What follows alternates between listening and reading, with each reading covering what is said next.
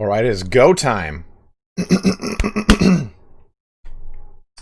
As you can tell, allergies are a thing. So let us get the map that I had up last time that was so well done. Okay, perfect.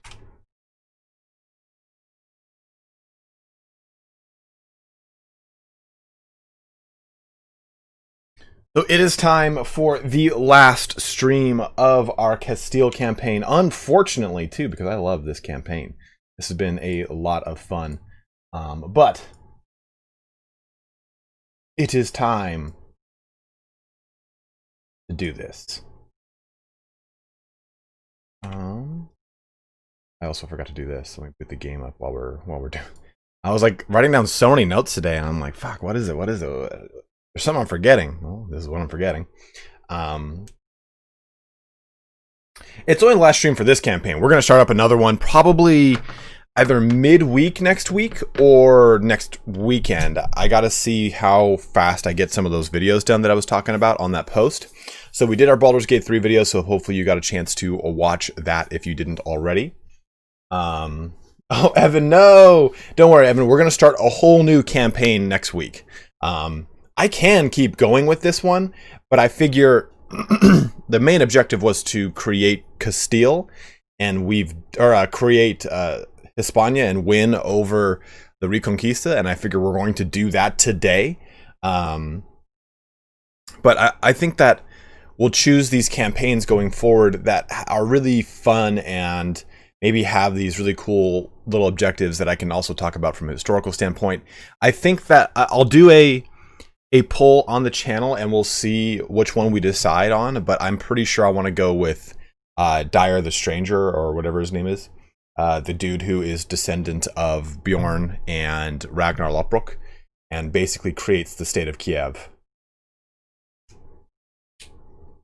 Rucker, that's a spoiler-free video. It's just like a, hey, if you want to play it, this is what you should expect. This is what you should, or this is what you should look forward to, stuff like that. Okay, what's going on here? Come on, Crusader Kings, boot up. Has this ever happened to you guys? You press play and the game just kind of hangs in this screen, and just nothing.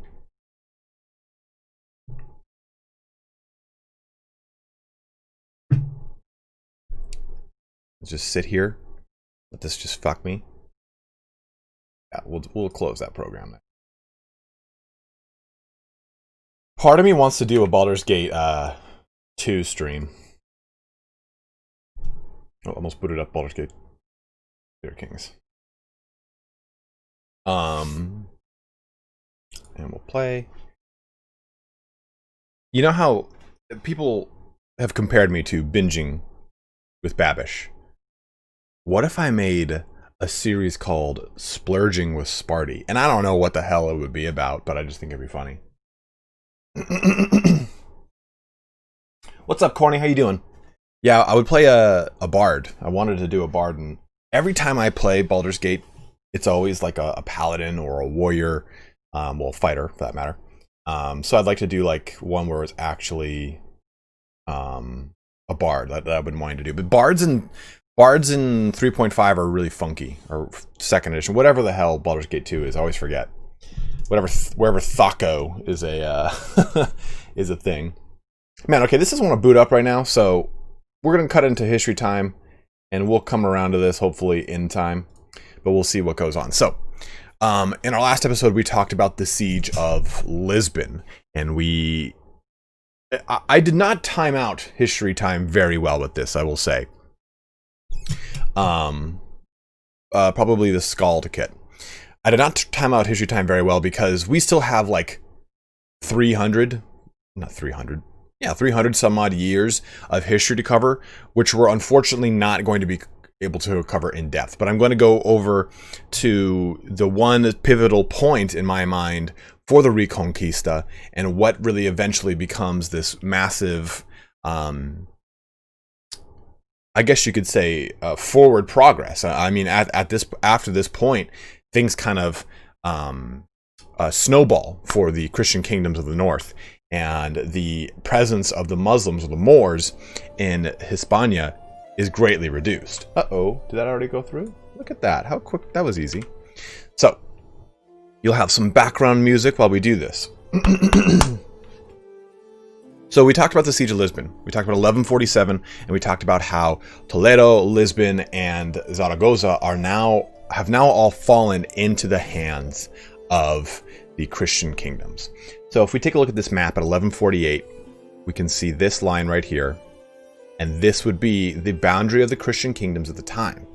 Well, as we all know, the Al-Andalus, what is the Moorish occupation or name of Hispania is called, has fallen back, right? It started all the way up here in Asturias, and it has just kind of slowly crumbled southwards, as it were.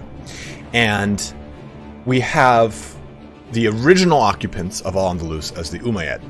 Then that goes into the Almoravid, the kind of Muslim revivalists that said, hey, you know what? The Umayyad have lost their way. This is the true word of Allah, and we are going to use that to basically take Al-Andalus and unify it under the Almoravid, so it's not separate Taifa states. Well, then the Almoravids get replaced by the Almohad. Almohad are another Moorish force that originates out of the Maghreb, just like the Almoravids do. And they decide to push up north and occupy all of the Almoravid-controlled Al-Andalus. And interestingly enough, the biggest opposition to the expansion of the Almohad is not the Christian kingdoms, actually. It's the Taifa states who say, no, we're fine. We've already gone through this before. And each individual kind of change of the guard from the Umayyad to the Almoravids, from the Almoravids to the Almohad, I just said their name, what was their name? They had what is called a Taifa period. And this is coming out of the second Taifa period, in which we go from the Umayyad into the Almoravids. Now, the Almoravids into the... I'm sorry, the second one is from the Almoravids into the Almohad. The third one is after the Almohad. Now, with this, though, you have the Taifa states warring to kind of keep their independence. And at the same time, you would think that the northern Crusader kingdoms would be going hog wild with this. They don't. Unfortunately, they kind of run into a lot of issues with each other, and they get into their usual kind of squabbles back and forth. And this kind of gives the chance for the Almohad to take over all the Taifa states, establish their rule, and now push northward into the Christian kingdoms. They push the Portuguese out of the Algarve for a bit. They push back against Valencia over here, against the Catalonians in Aragon. They push up north into Castille, and it results in this very big, huge kind of stalemate between the two sets of kingdoms. And eventually it culminates to a battle. So some pivotal things that happen here are in 1157. Let's move this here so it's less of like a look for me. 1157, we have the death of Alfonso VII, who was my brother in this, as you guys remember. Oh no, Alfonso VII is the son of Alfonso VI, I'm sorry. But Alfonso VII dies, and Leon Castile is fractured yet again. So that kind of puts the brakes on Leon Castile. And from 1172 is when the Almohad really get into their conflicts with the Taifa states. All the way to 1190, you have pretty much 18 years of them occupying these Taifa states and then also fighting back into and raiding the Christian kingdoms. And this all culminates in 1192-95 in the Battle of Alarcos, which I think is on this map, actually. Where is it? Ah, there it is. So the Battle of... Ooh, look at that. Where'd it go? Battle of Alarcos, right here. So 1195 is the Battle of Alarcos, and this is important here because this is a very pivotal battle where... Is it Alfonso here? Yeah, Alfonso VIII versus Al-Mansur get in a pretty heavy tussle. And even though he had forces coming his way to relieve him from Leon and from Navarre, he doesn't wait for them, and he goes to fight them with just Castilian troops, and he ends up getting completely smashed against the wall here. So I was reading something over there on the chat. Drink some water in a second. So this is a crushing defeat for the Christian kingdoms. And as a result, you have Leon, who flees back to Leon, and you have Navarre, Aragon, and everyone kind of goes back to their own respective kingdoms.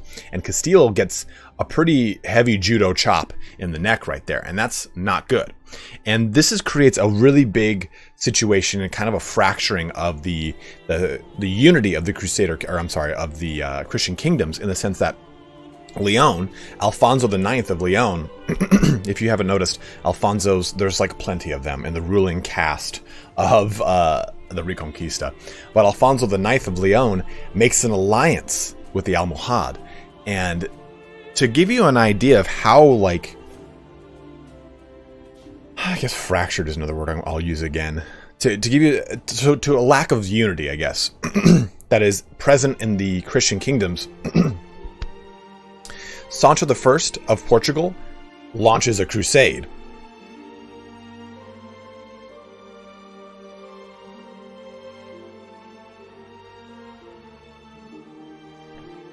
There we go.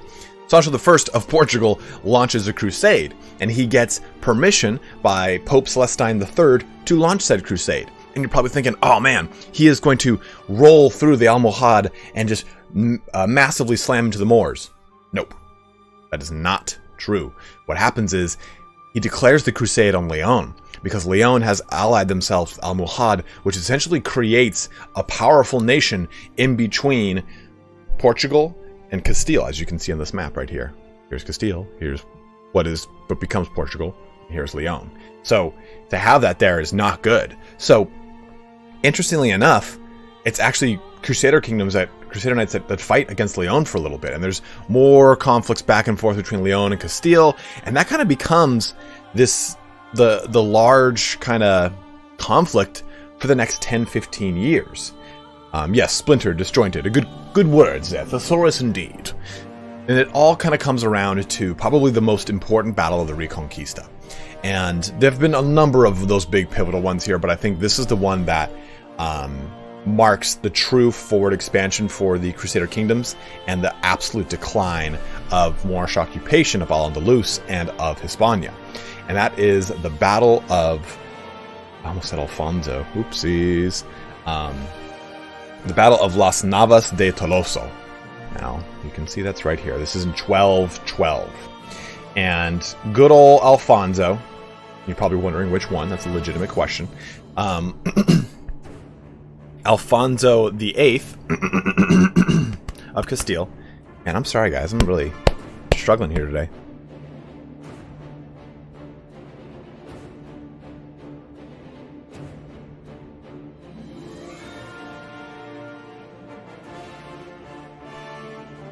So Alfonso VIII of Castile, who had lost many years prior in Alarcos, kind of summons this last alliance, as it were. Like, think Lord of the Rings. Think of the last alliance of men, elves, and dwarves in the end of the Second Age, and think of all this awesome stuff. Well, you kind of get that same situation here with Las Navas de Toloso. Alfonso sends the call out, and he says, you know, this is it. This is the place where we have to kind of draw we got to make our stand. And what happens is, let's pump back out here. You get it's kind of debated whether or not the king of Portugal rallied out to Las Navas de Toloso, or if it was just simply soldiers. But we know for a fact soldiers from Portugal were sent in aid for Las Navas. Castile obviously had its soldiers there. Aragon, Catalonia, and Navarre all sent soldiers. Then we have soldiers from the orders of the Knights Templar, Hospitaller? What the hell is that? Hospitaller.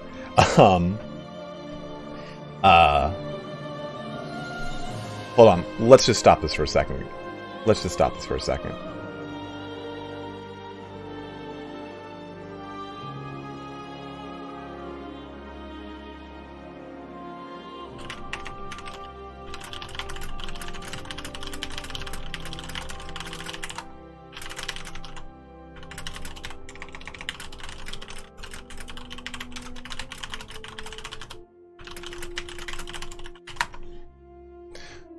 So you also get knights from the Order of Santiago up in the northwestern portion of Hispania.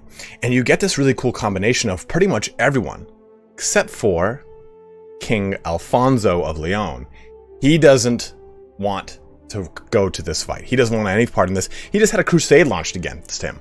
But his knights do. So his knights leave their liege and go down to Las Navas de Tolosa and engage in this fight, because they understand how important it is, and this is for Hispania, not for the King of Leon. So, what happens is they culminates in this massive fight at Las Navas, and actually it does not really go well initially for the the Christian soldiers. They are in this really grueling stalemate against the Almohad, and it actually is King Sancho from I can't remember if it's Navarre or Aragon.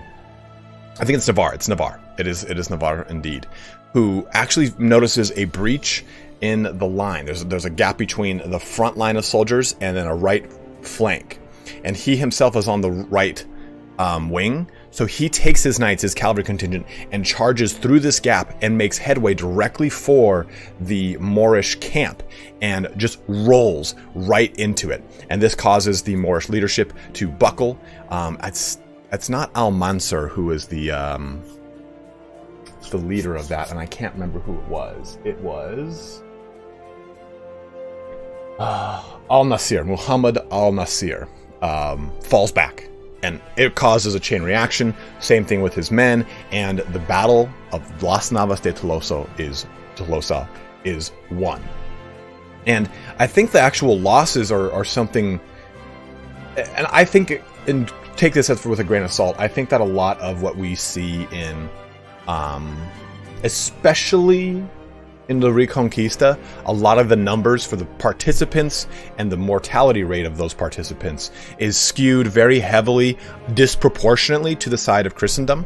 And that is probably a little bit of, Western scholars at the time propaganda type stuff, like, oh yeah, our men, we lost 1,000, they lost 4 million, just kind of trying to drum up zeal and excitement for the actual engagement. Because from what I've researched on it, the Christian soldiers that were lost was something around like 3,000 to 5,000, versus the Moorish were something along the lines of like 10, 15, or 20,000, way more proportionate out of the ballpark. Now, this kind of causes an additional chain reaction. Al-Nasir leaves Al-Andalus. He goes back to Marrakesh, and that is where the capital of this emirate is, essentially. You gotta pad the stats, those rookie numbers. And this causes the Almohad as a whole to essentially kind of evacuate and leave all of Al-Andalus, resulting in the Third Taifa period, the resulting kind of independent control of these Taifa states falling back to their individual Taifas. And it's very interesting too that the reason that the Almohad couldn't advance northward into the Christian kingdoms was the same issue that the Almoravids and the Umayyad all had. They had poor logistics.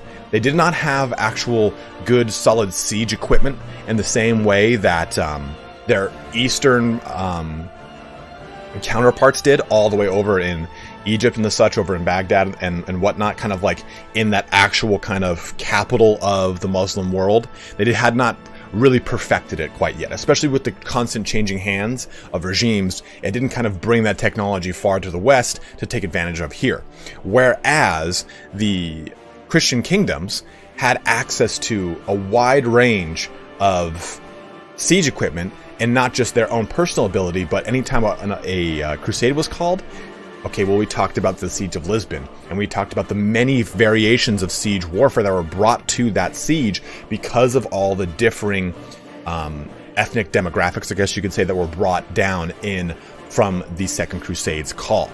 So it's a very interesting thing when you take a look at the history of the Reconquista, whereas what originally became the thing that allowed the Muslims, or the Moors, to take over all of Al-Andalus was their technological innovation and their cohesiveness, and how that kind of swapped and became what they did not have to hold Al-Andalus.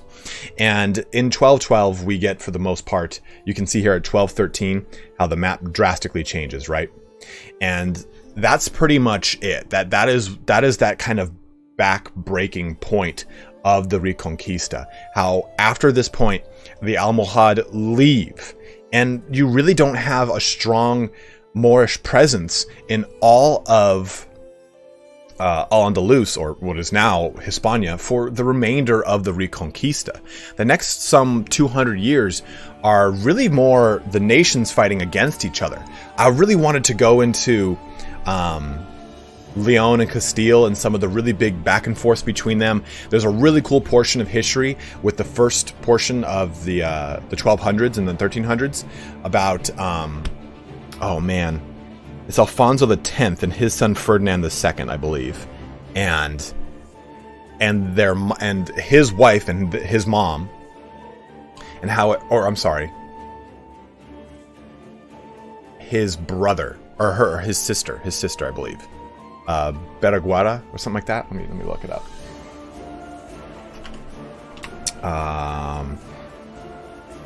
Berguera of Castile. Berguera. Am I right? Berguera? Ooh. Well, it's this really cool kind of like Game of Thrones level story about how she does all these crazy cool things. And I might actually just do that in its own little standalone history time.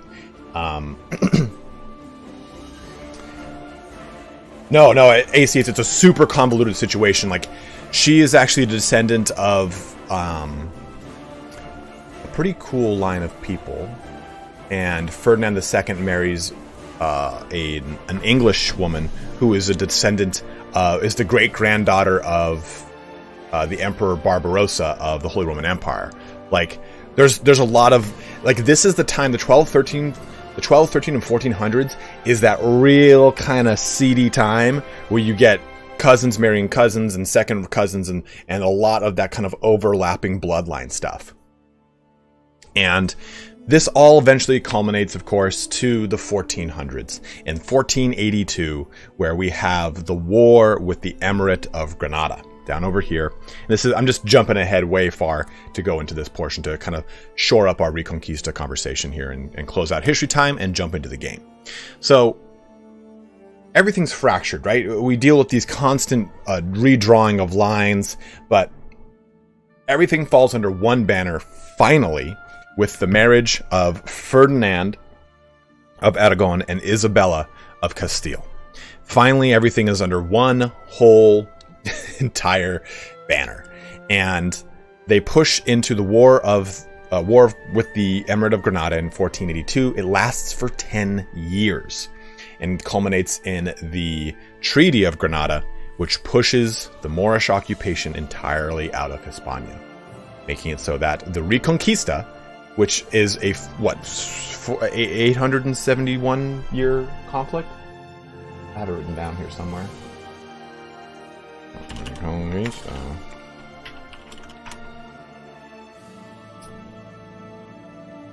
780 years. 780 year conflict. That Berengaria of Barcelona. Thank you very much, Paulo Eduardo. I apologize for butchering that and getting it wrong. So, 780 some odd years of Moorish occupation of Hispania that results in this final kind of culminating point in taking out the Emirate of Granada. And this empire, the Spanish Empire, expands too. They expand into Tunis, they go into Tripoli, and they go into northern portions of Africa to kind of say, okay, now that we've recaptured what is ours, let's take the offensive. And they stop towards the latter portions of, or the middle to latter portions of the 1500s, because they start to get resistance by the newly created, well, semi-newly created Ottoman Empire, and the push from that direction to the west. So that kind of constant conflict between the two. And it's interesting too, because when we talked about the kind of golden state of Al-Andalus in the caliphate that had originated around it in, I want to say the 1100s or so. Actually, like 1086, I believe. That location, right, is this hub, this Muslim powerhouse, 500,000 people, rivals that of Constantinople. So you have this huge cultural hub of the Muslim world in Al-Andalus, and you get a fifth of those who die to disease.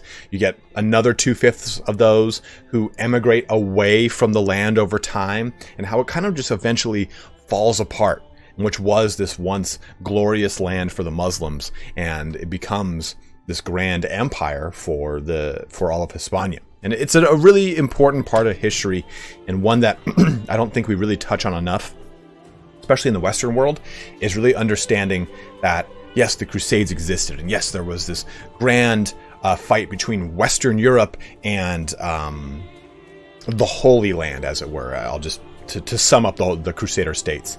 But really, you kind of look at it as there was always a war, and it was always present in the westernmost portion of Christendom. We just don't ever really focus on it, and how it pulls in so many portions of Western Europe into this to get it even intermarried into this whole situation. We haven't talked about it, obviously, but in the 12, 13, and 1400s, it's a ton of intermarrying between great-granddaughters and cousins, and so on and so forth, of England, of the Holy Roman Empire, of France, of Catalonia, of all these places. So, like I've said many times before, you can derive your cultural pride and ethnicity from these locations, but you also have to understand that if you are of any lineage of anyone in Hispania, you are the lineage of Visigoth, you're the lineage of Moorish or of Frankish. You have so much blood intermixed within you. Like myself, being Italian, especially Southern Italian and Northern Italian, mainly like Southern. I have Moorish blood in myself. I have got Frankish Norman blood in myself. We talk about the Holy Roman Empire and how their control of the Kingdom of Sicily is also within that grand bloodline pool. So it's always a really interesting thing. When you understand history, you understand that you are a person that is a result of the many different occupations of the location that you derive your ethnic identity from. And that is the end of our history lesson for today. So let's play some game. That was like an hour long, wasn't it? 37 minutes. That was pretty good. That was a pretty good one.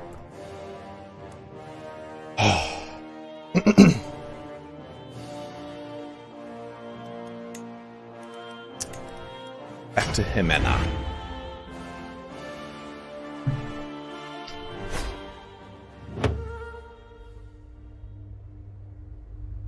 Oh.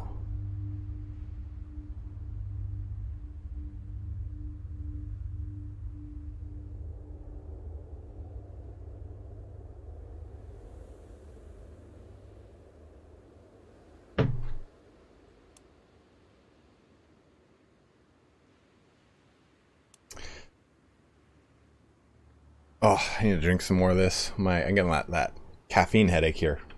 Like the lack of. Man, we're pretty... I'm just looking at my stat line up here with like the... I got some good money. I got some great prestige.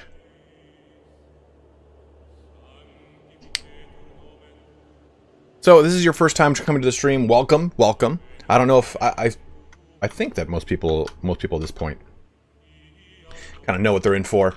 We do a pretty laid-back stream here, you know? Pretty fun. Very belated congratulations on the 100K. I haven't been able to catch you live lately. Damn you, 9+ hour time differences.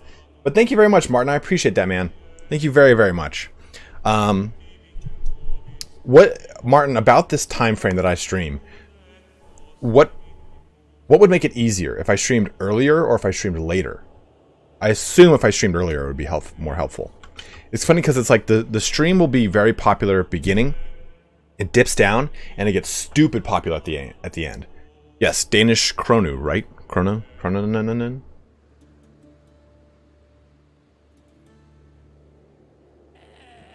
I meant to watch a medieval history lecture for university, but I've just watched a different one, so CK3 it is then. Well, James, you could say that you did. Just watch the beginning of all the Castilian campaign videos, and you'll pretty much learn of Reconquista. That's just the same color. That's just the same color. Oh, border call use. What did you say? More than likely, the King of Portugal did not go. The soldiers sent were Portuguese soldiers and Portuguese Templars all under the command of the leader of the Templars. Okay. Thank you, Border Collie. Border Collie is Portuguese, so he is my resident Portuguese fact checker on any time I bring up Portugal. Portugal is a fiercely proud nation, and they've had quite a tumultuous history between Spain and Portugal in the recognition of each other's states. Well, Spanish recognition of Portuguese states. So he has been so kind as to help me in that.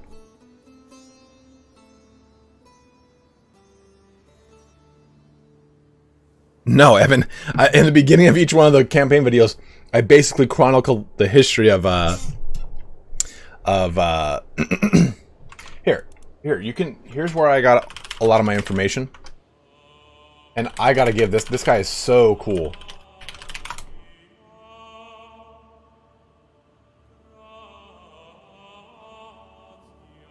Huge shout out to Flashpoint History. He does badass videos. I think he edits them himself. I don't know who does it, but it's good. I mean, they're a really good pacing to them. It feels really good when you're watching them. You can watch a lot of history stuff on YouTube, and it can get real boring real fast. But here you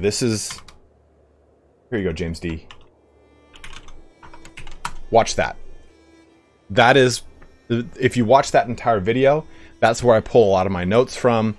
Because I honestly, my history knowledge of the Reconquista was pretty limited. I watched this guy a lot. I watched Kings and Generals a lot. Kings and Generals did a really good video on the Battle of Las Navas de Tolosa.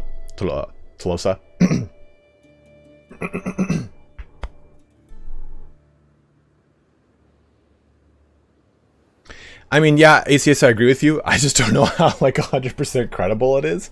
What I like about Flashpoint History, and also Real Crusades History, is they pull quotes. They pull content,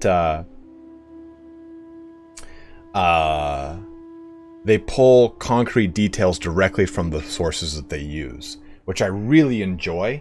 I watch a lot of Metatron, I'll watch Schologrim, I'll watch, what's his name? The Australian guy with glasses, who's just really quirky and fun. And they're all great, and I know they're experts, but I don't know where their sources are from. They'll mention the Bayeux Tapestry, but for the most part they won't. They don't say like, hey, yeah, this guy from this source says this exact thing. Very rarely. And I'm not throwing any shade at them. They're great dudes. Shadiversary, thank you, dude. Shadiversary's the best. Oh, I love Shadiversary. I mean, they're just all very smart in what they're talking about. It's just kind of nice to get that little bit of like, okay, I got the actual concrete detail. I know what he's saying is real. Versus like confirmation bias. I love this guy. What he's saying is real.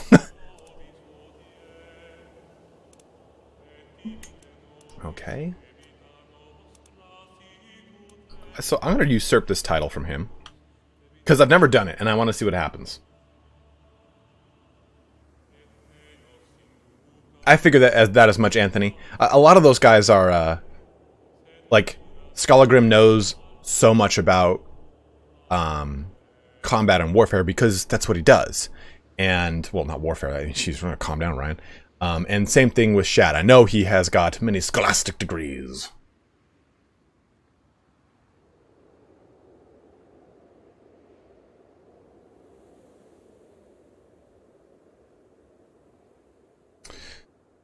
So let's usurp this title, because again, I've never done it. Usurp. I will gain.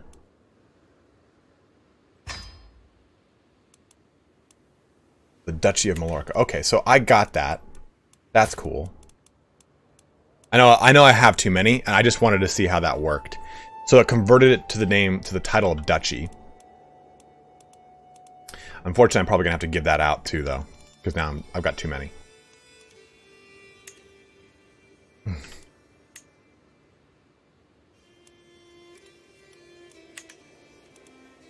ABU, always be usurping. I don't want to imprison any of them. Heir to these places, that's fine. Ooh. Why do I want to increase this guy's opinion of me? Oh. No, I'll just give him away. Oh, no, this dude actually... I see now. So that's minus 50. I'll fix that in a second. Oh, I'm doing my romance thing.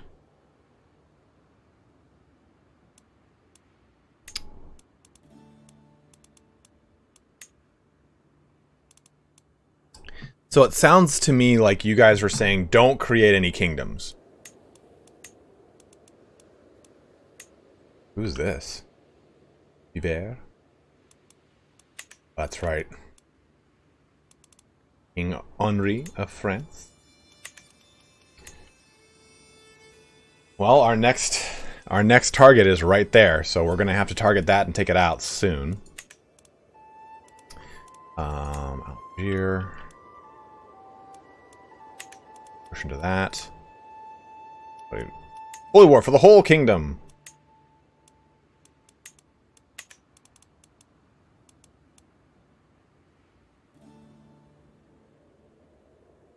Well, I've got the de jure claims. Oh, are you saying like on the land so I can revoke their titles? Is that what you mean? Yeah, that's the kind of cool thing about Evan, you were saying you're surprised at how many people like the history side of YouTube. Well, this channel started from Total War, and it started, hey, what's up, Craig? How are you doing, dude? It started from Total War and Warhammer lore, so I think I bring a certain level of like history aficionado.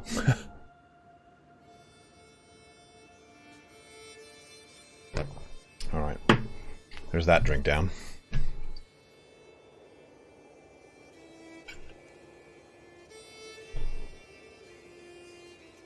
That's one thing I gotta get better at is like editing. Oh my god.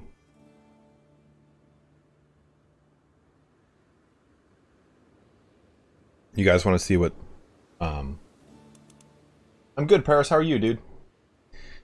So Jordan from Creative Assembly.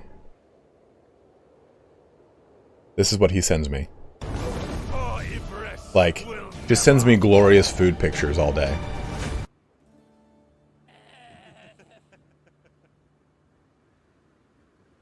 You would think like, oh man, you talk to someone that works at Creative Assembly, he must be getting the goods. Like, oh yeah, he's sending me the goods all right.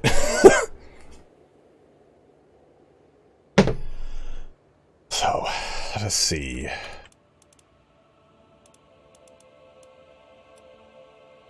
I don't like this war, this little like situation that's going on. War against the tyranny of Duke Theobaldo. So this guy's gonna lose. Yeah, I think I'm okay to do kingdoms. I mean, I'm 30 and she's 27, so we got plenty of time to have a male heir. Roads?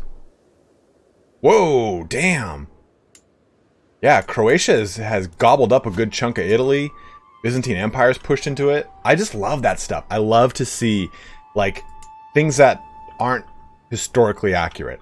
Like, I would love to do a Byzantine Empire campaign where we recreate Rome and just knock all this out. I think that'd be so fucking fun. So let's take a look here. Again, this feels old, man.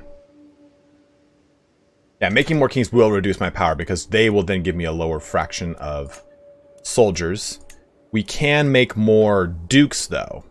And actually, interestingly enough, there have been duchies that have been made in the most recent year or so.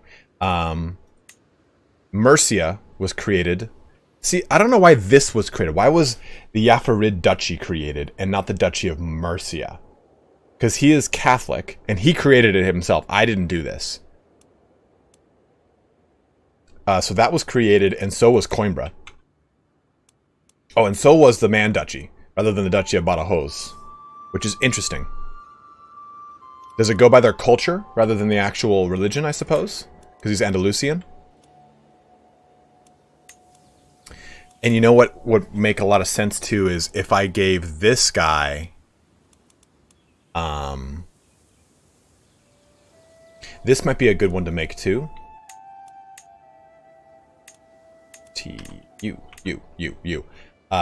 Make the Duchy of Beja.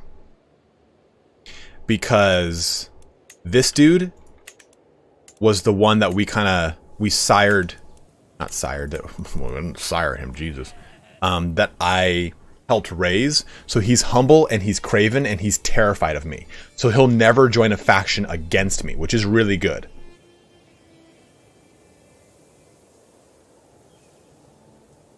She has huge tracts of land.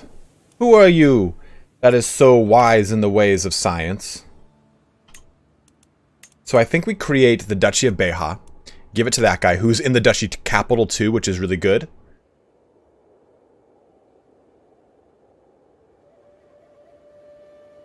Craig, I'm glad to hear that, dude. That's kind of why I've chosen the start time I have, because it's right at the end of European Day that I figure it's like it's easier to watch. But I feel like I also have a lot of far Eastern European viewers that are like, shit, this is like, I'm trying to get some sleep, bro. I think I got to give these two to this guy. I've got to give away. So this guy. Can't demand his conversion. What? Oof.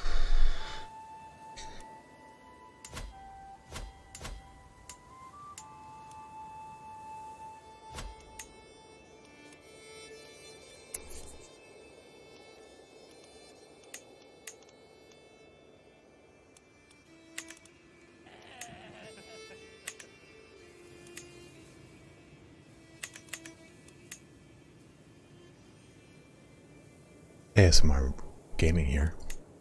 Thanks for tuning in for today. We're going to have some fun playing a little Crusader Kings 3.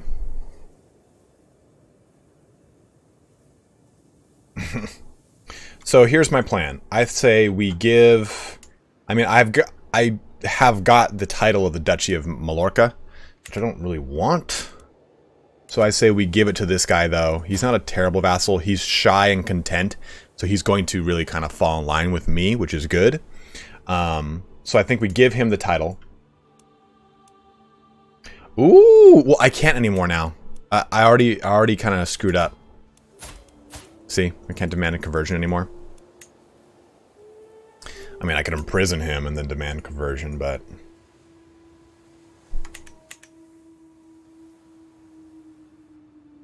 Hey guys, make sure you're liking the video here today.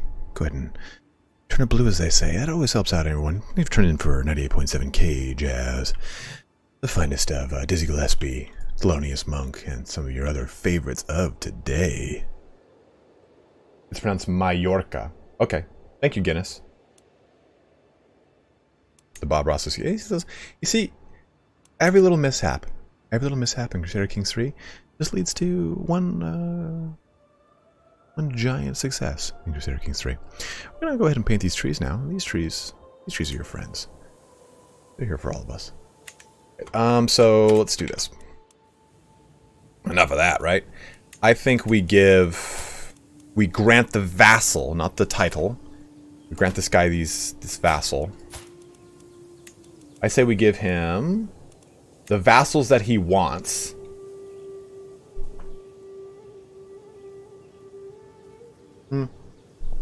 We'll give him Badajoz at the very least.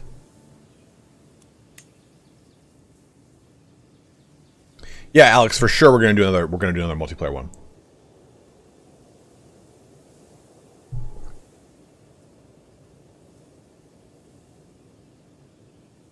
Malvin, because we gotta kind of work out how we're gonna do all that.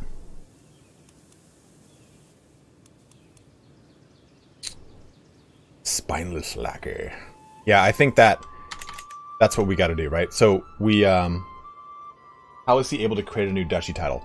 Tom, if they have the de jure amount of land and the money, they can do it.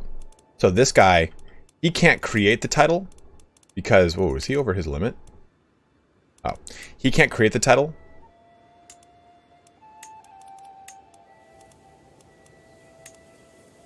because he needs more counties. What's up, Colonel Burton? What's up, dude?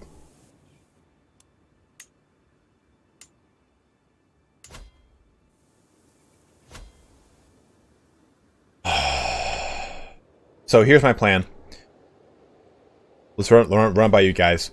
I say we give this guy these vassals, so it'll make him happy. He is shy and he's intimidated by me, which is not the best, but he's content and shy versus being terrified of me. So he shouldn't be that bad. I want to give this dude the ducal title, I think, because he is humble, craven and he's terrified of me, so he'll never join a faction against me. So I think giving him that title is probably a good bet. I could even go as far as creating the Kingdom of Badajoz, but I do not want to do such things. Tom, the Duchy of Man is the name for the Duchy of Badajoz if you're Andalusian. And then I think we have to give away, because I have too many duchy titles right now, and I want to retain the Duchy of Cordoba and the Duchy of... Well, I guess I could give away the Duchy of Galicia, but I want to hold on to Santiago. Because I want the cathedral here.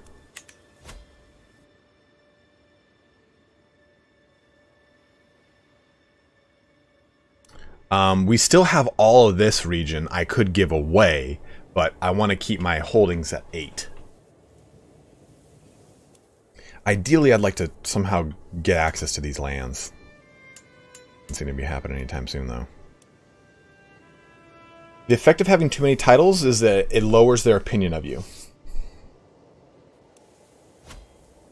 Yeah, I mean, this guy is definitely...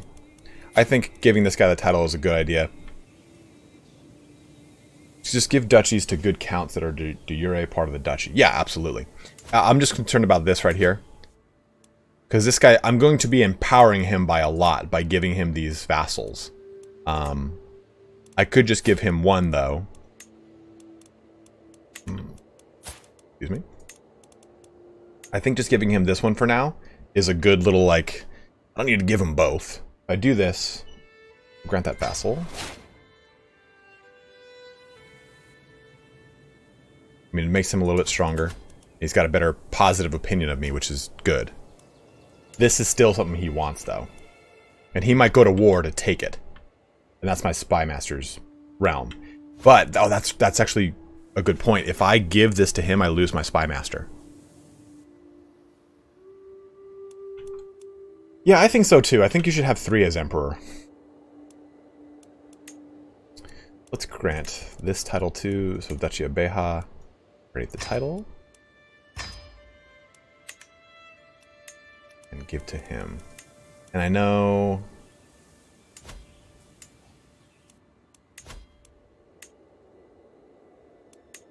These guys are actually giving me a lot of soldiers, but it will probably help out over here.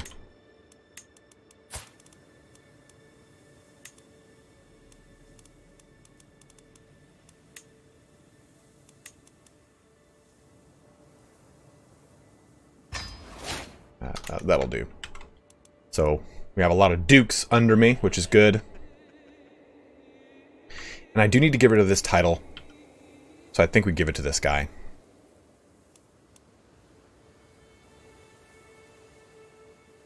Each holds. So if I give this to him, it will increase his it'll increase his opinion by 40 alone because of the detractors. Then he'll get an additional 40 because of me transferring the title. So I really wish I hadn't usurped that title, to be totally honest. But the faction will gain some discontent, which is good. Means my vassal. Yeah, we'll do that. We'll just do it. We'll do it. And he jumps up to 100, which is good. Which is good. Let's check this. Liberty factions. Who wants to be a part of this now? Shit. Doesn't rabble. Unpause. Yeah, that just dropped. Good. They're going to win this. This guy's going to become super powerful in a second. I can't do anything to stop it. Alright, so learning we just completed. Plan cultivation, increased development. Yeah.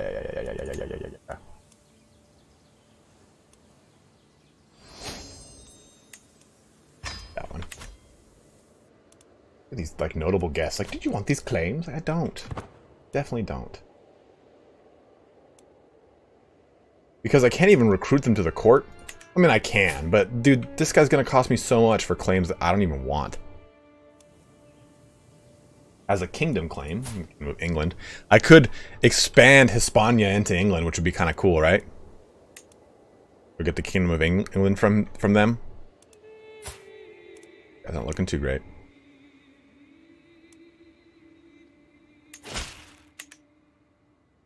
to feast at my court in Pamplona.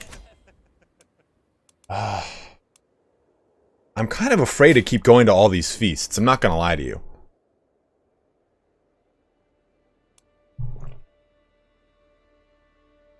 Because I don't want to get obese.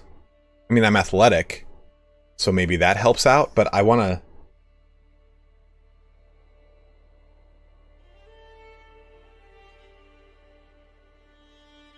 We'll just do it. I guess we'll just do it. We'll see what happens. It's fun, you know?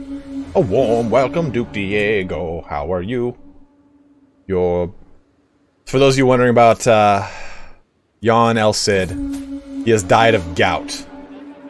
It's fucking horrible. The feast is drilling down. I find myself deep in conversation with my dishonest spy master. Treacherous villain. Oh, man. She inquires about my opinion on the blessings of family, a subject she is deeply interested in herself. Might as well... I think being friends with my spy master could be good.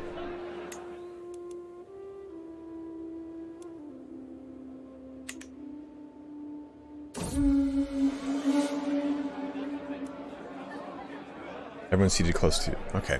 Ah, there's nothing like a feast. It reminds us all of what is good in life, and the company is not too bad either. At least those seated close to me seem to think so. You're something special, Fernando, Duchess Nicor tells me. Or Nisor, maybe? Duke Diego and Countess Velasquita nod their heads in agreement. One more round, everyone. Nice.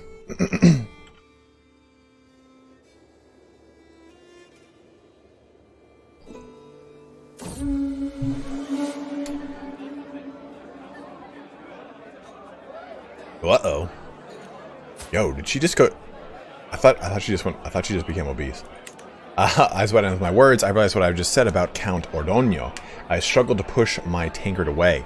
I have had too much. I try to get up, wobbling a little. Don't trust any word I say. What have I done? Duchess Newar learns of Ordoño's divine she knew. She found the secret. What a feast. I'll remember the days I spent here. Yes, you will. All right. So, populace have disbanded. The kingdom is coming under some pretty strong rule here. Oh, shit. What is this? Competition? There's romance competition for my wife? Who the hell's this dude? As of late, all my visits to Ida have been ruined by Orson, the knight of my wife, Empress Ida. He follows her everywhere, like a lost puppy. His attempts to charm the lady are laughable. Yet I fear his persistence will be rewarded. Oh, this isn't good. No, we don't want to do that. I know I'm not a good combatant. An unfortunate food poisoning will do the trick. I am pretty crafty, though. Okay, the skinny loses romantic competitor.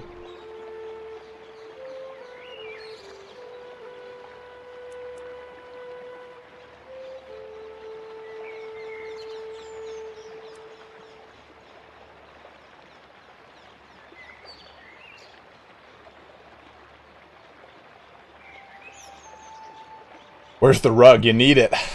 I mean, let me see. We can game this a little bit. Oh, I can't game it a little bit.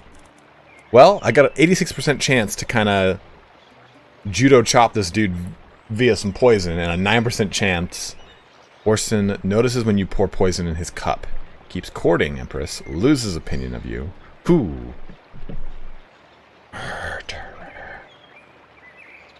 What's taters, precious? What's taters?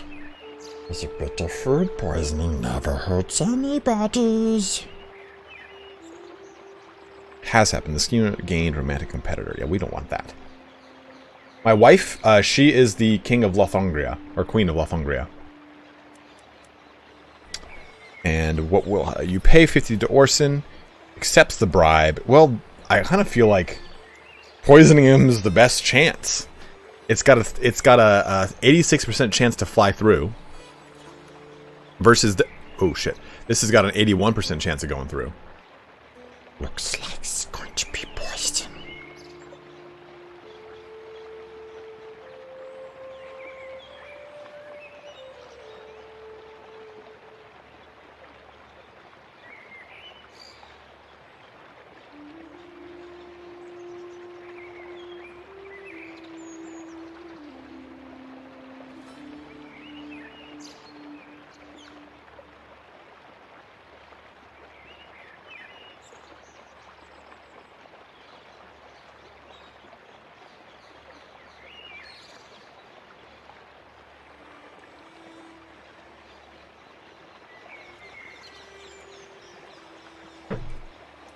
Okay, precious. Sometimes filthy competitors must be poisons.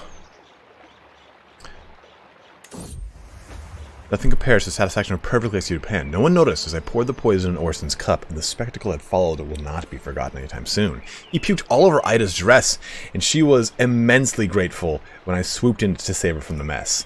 She never looks this way again. Oh, I think so. I think so, Border Collie. Or it's a skill, actually. It's a skill. It's not an actual scheme. So what do I want to do here? Oh, truth is relative to fabricate hooks? Woo!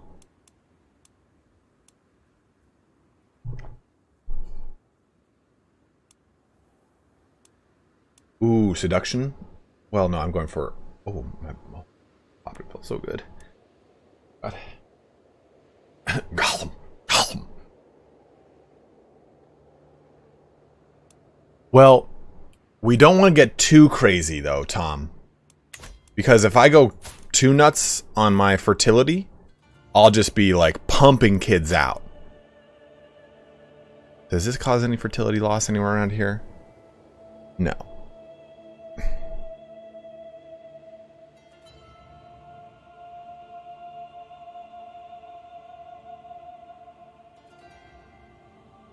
Because I want to get that pure-blooded going, you know?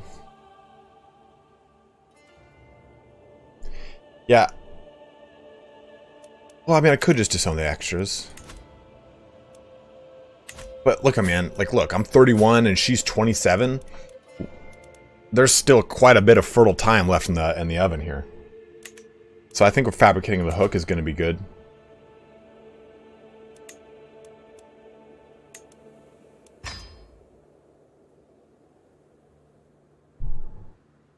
So let's see here, though. Do we stay with scholarship focus and go down to scholar? Do we pivot into stewardship and maybe go architect? Because we want to start building up our lands a little bit.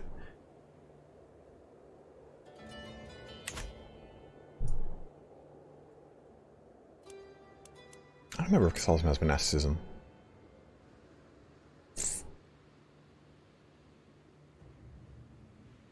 No, it does not. Oh, yeah, it does. Duh, it's up there.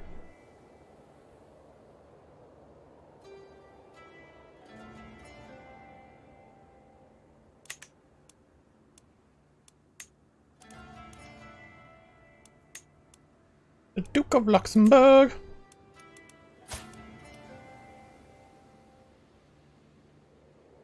Yeah, I can't have her adopt mine. I can only adopt her faith, which is interesting.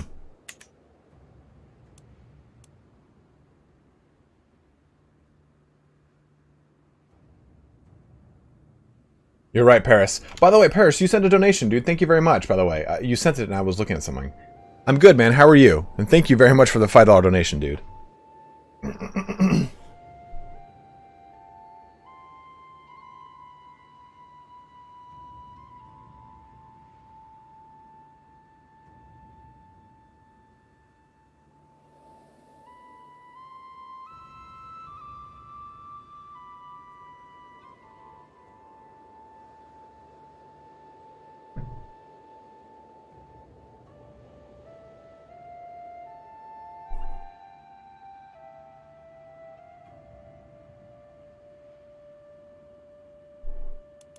Oh, yeah, I guess I could go whole body. He's athletic and genius, too, so I could really make this guy last longer.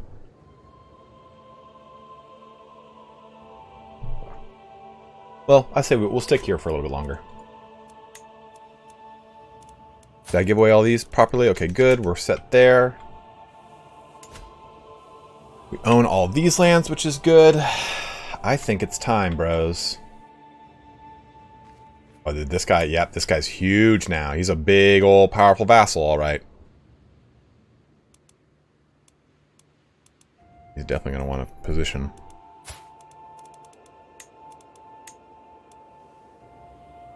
It might not be a bad idea to fabricate a strong hook on this guy.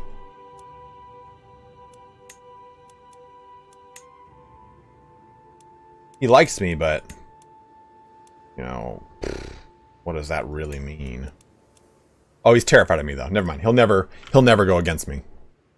Which is good. Good, Anakin, good. Could you, like, hurry up with this, like, bullshit war you're fighting?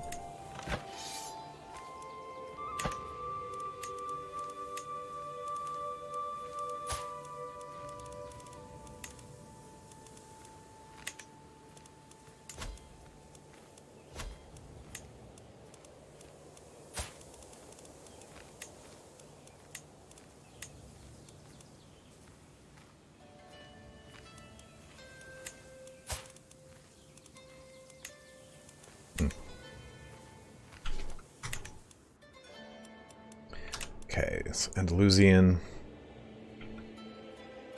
No, I want that. Okay, good. This guy needs to start converting his lands. It's starting to piss me off. I put you here to convert stuff. This is...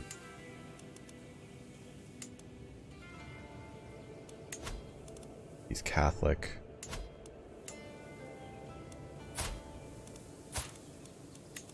Alright, cool. That might happen.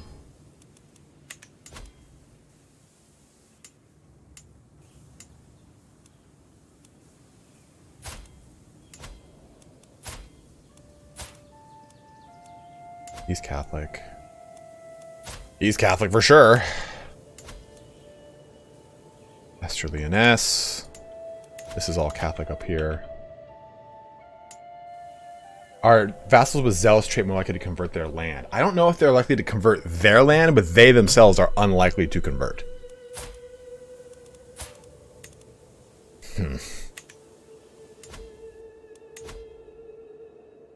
You know what's actually kind of...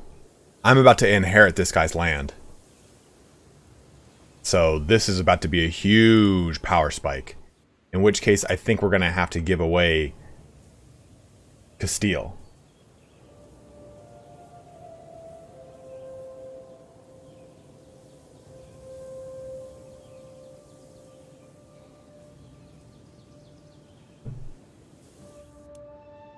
Well, let's deal with this down here. This is going to be an interesting fight. Because they don't have most. But this is for the end. This is for the unification. So let's get my forces in the places that need to be. Where is Granada itself? So this is Granada. That's in the mountains. So we need to take that out fast. Because this is going to be obviously the duchy capital of this location, and it's in the mountains, so we want to grab it before they can fight us here. Well, why not give that land? Let's take a look. Look at the development here. It's 22, it's 22, it's 20, it's 18, 17, 17. If I can convert this to Castilian, it'll increase my my innovation production very fast. Right now, what are we at? There's a 94% chance. So so 6% more, I think, is the cap in which we can go. And see, all this land's still Andalusian. If I can get this to Castilian, it'll be even better. In fact, what's this guy doing?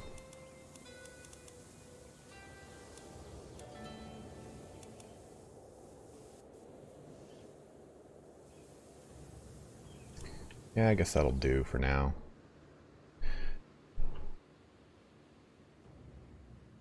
Because land up here is 12, 10, 10, 13, 13. This added into my domain, and if I make it Castilian, will be very primo. What am I doing? What am I doing? Okay, pause. Okay, so Ali. They're fighting a little internal struggle here, huh? I had to follow you into the light and convert to Catholicism. So more land just swapped over, which is good. I don't remember where. Aha!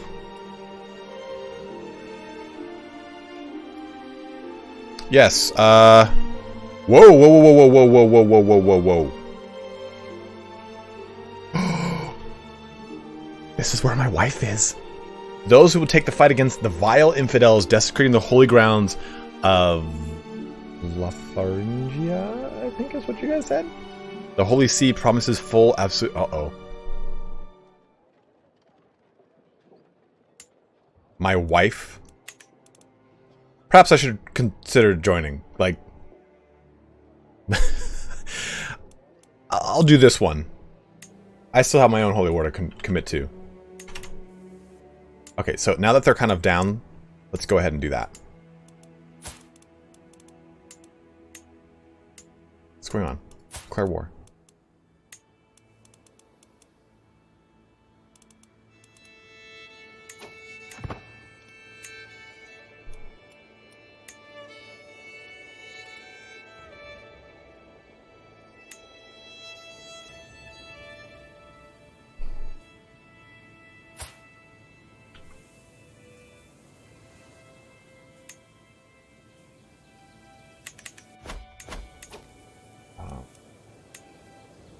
So this is all Andalusian.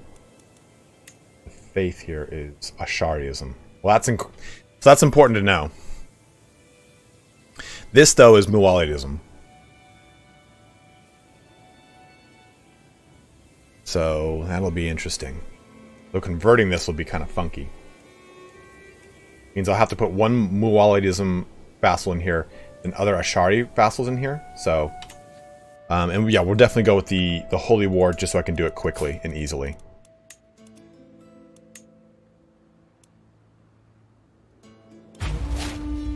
I have declared war. Gotta do that fast.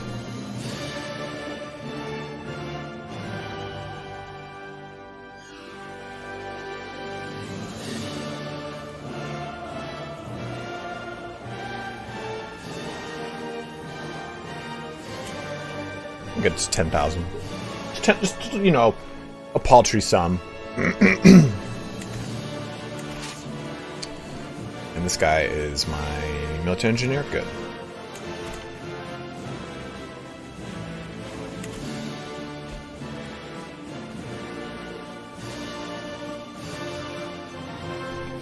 This is not good, man. I don't know. What do I do in this case? Am I just like, so don't. Lady Ida, let me prove my devotion to you in any way you deem fit. Ida ponders the request for a while before her face lights up. You should be able to sustain yourself on nothing but your love for me for many days. I've seen this. This is a plot line in the movie Knight's Tale. If you love me, then you'll lose this fight. Slightly starved for 2 years?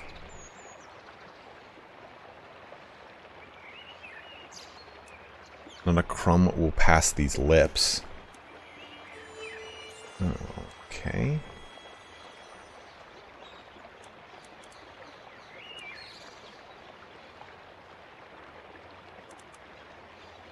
Slightly starved doesn't sound awesome.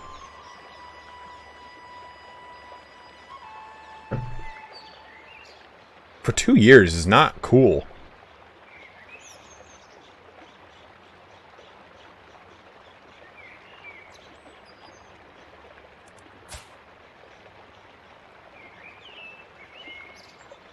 Yeah, I guess I am in like my health's pretty goddamn good. And I'm 31, so I guess I could go for 2 years and be fine.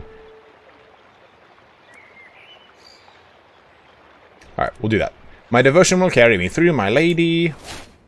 You managed to avoid sustenance. Of course I do. Of course, now I'm slightly starved.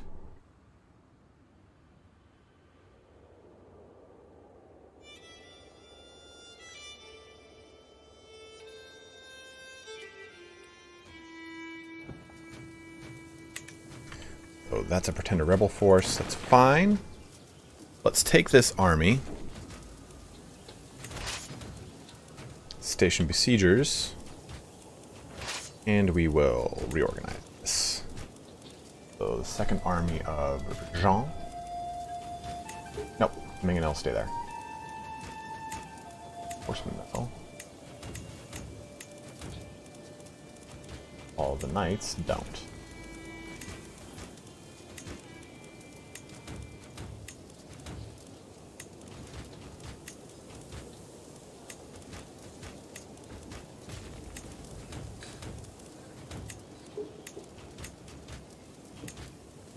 That'll be a good force to stick here. I think just like a nice, like just shy of 3,000 will be good.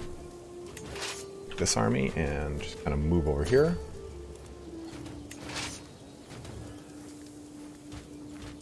I could try diverting the crusade. Done. How do I do that? I have another military. I was like, where's my other military engineer? How to divert the crusade? Oh. A foreign ruler, I see.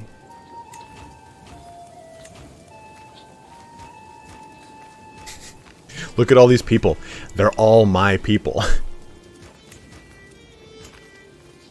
Their wife's primary title. So how do I...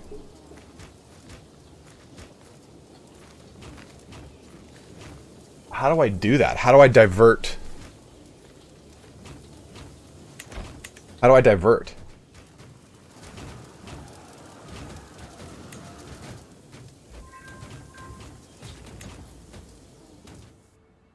Uh-oh. A little bit of a peasant uprising over here, huh, dude? Well, you wanted this.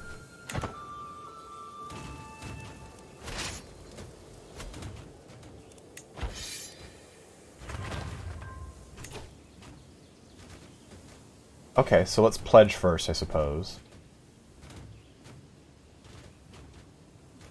What if I pledge and go and do it and I just take over my lands? Then spend 500 piety? I think that's worth it. I think it's worth it. Because this is my wife we're talking about here. I don't want her lands to get pillaged.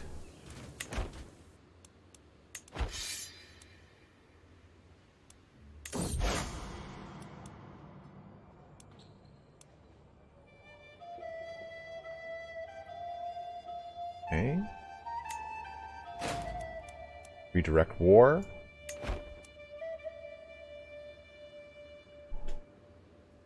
Oh, yeah. Fuck yeah. What's the problem here?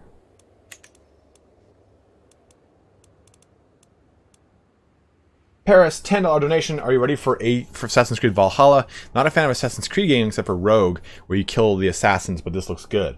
Also waiting for Elden Ring to come out. Dude, me too, man. Me too, dude. I'm actually really stoked on it. I'm very, very stoked on it, my guy. But here's Germania. No. So can I get an idea of what's going on over here? So why am I... These look like other Catholic nations, though. Can I just choose a Catholic nation? Evan, Black Flag was one of my favorites. I totally agree with you, dude. What's up, Kale?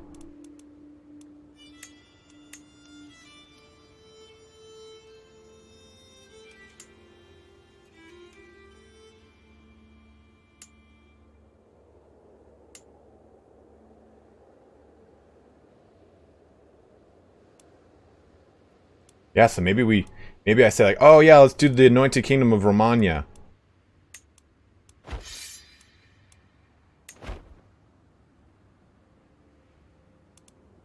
Yeah, I know it's any location in this list, but like, okay, Romania has the papacy in it.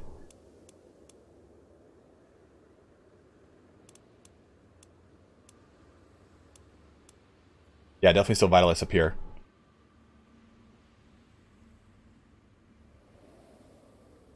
Yeah, I don't really... I could. I want to finish what I'm doing down here, though.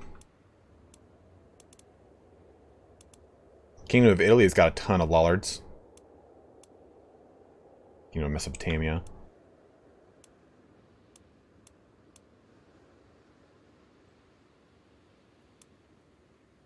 Burn, heretic.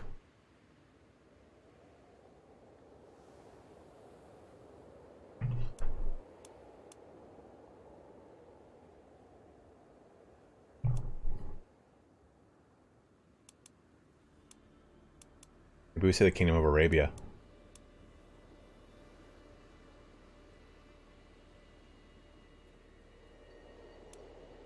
That's actually not a bad call, Tom. Maghreb. I'm pretty sure I can. I don't know where it is on this list. Ali Grand Emirate. That actually is my next... Ooh, that would be pretty good. That would be pretty good.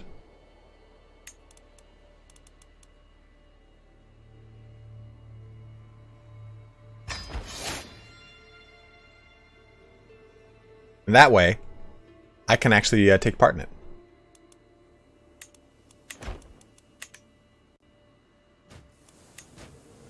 And I'm already going to be earning contribution.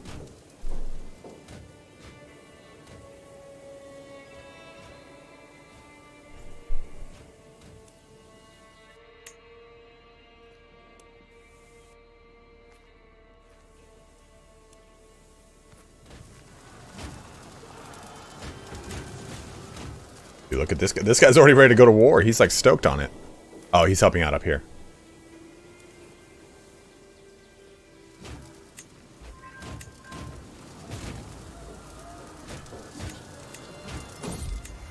Romance, glimmering gold. Sweet Lady Ida, I sigh as I kneel before her. My only desire is to bring you honor and happiness. Pray tell me, how can I prove my love for you? Ida gives me a long look. Lady Berthild's necklace is lovely, she says, and nods her head in the direction of Duchess Berthildis of Lombardy. But it would look even better around my neck. Whoa! No, I'm not gonna get any weak fucking favors done. No, we'll pay for it. We'll pay for that. 150. Yeah, it's nothing. Yes, we should choose a beneficiary. Mayor Martin of Lograno has accused my vassal Duke Mon of having an extramarital affair with his mayor. Ooh, shit.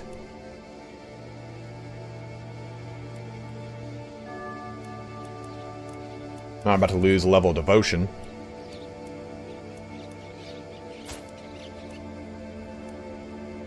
He's going to lose an opinion of me, though.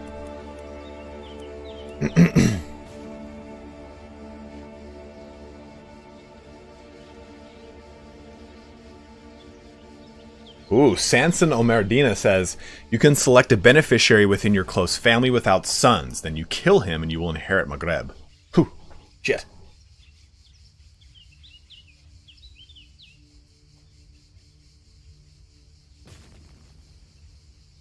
Yeah, we'll just imprison her, then release her. It's not a big deal.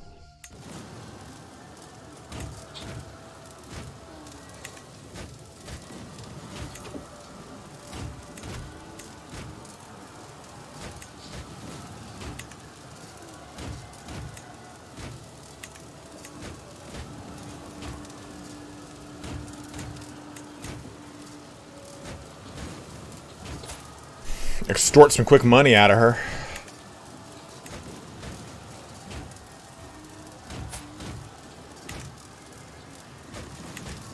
Yeah, just get some quick money, whatever. Alright, so... Hey, Anonymous dropping a $25 donation, I think it was. Let me take a look at what you said, my dude. I don't know who did that, but it says Anonymous. Thanks for all the CK3 content. It's been a great way to enjoy a new game. The videos have been incredibly helpful in my own campaigns, and the interaction with the channel during live stream is great. Thank you very much, man. I'm stoked you're enjoying it as much as I am, too. So, thank you for having fun through this campaign. We will continue our campaigns, though. We've got plenty more on the horizon. So, worry not.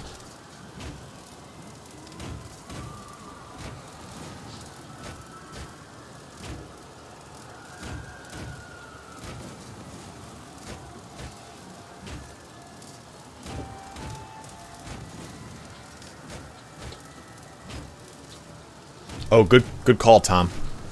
Let's take a look at what kind of beneficiaries we can assign here. She is of my line. And she's just wandering around. So if we assign her, that would my daughter? I can't make my daughter. These are the only people I can make beneficiaries.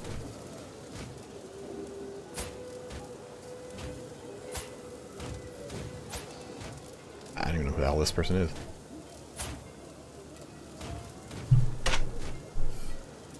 That Herculean? Damn. We got 9 months. We can kind of hold off for a little bit, I think. I hate to do it. I'll take 5 months at max. So we'll be okay. We'll be all right.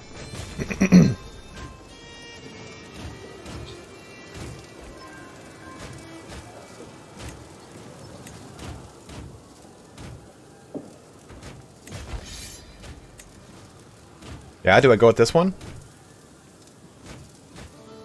That means that if she dies, it goes to me, right?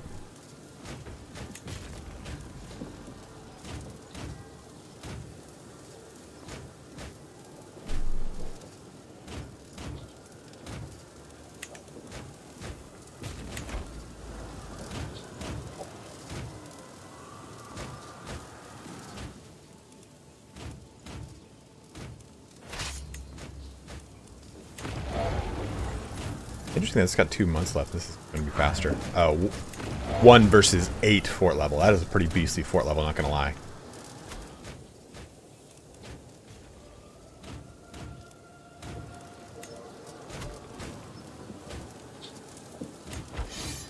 Alright, well, we'll appoint her.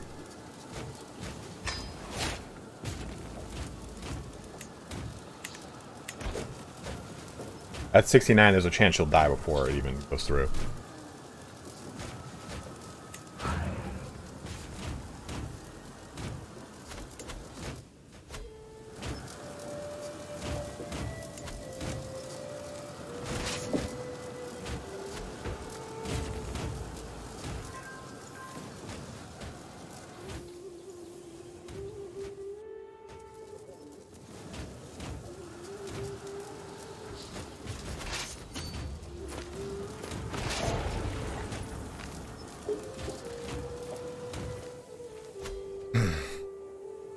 Well, this war might get nullified. Assault that fort. Make it happen.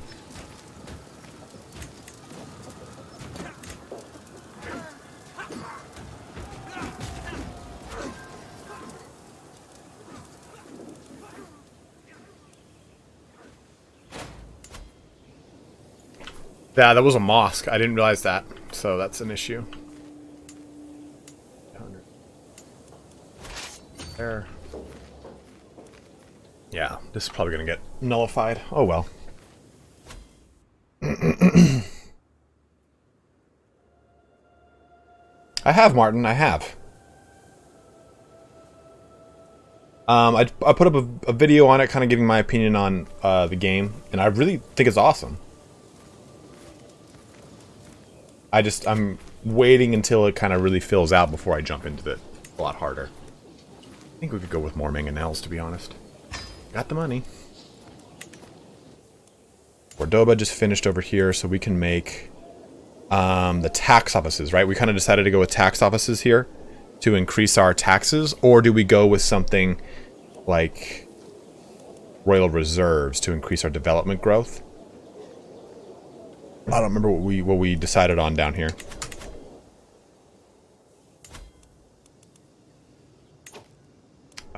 Pastures 10.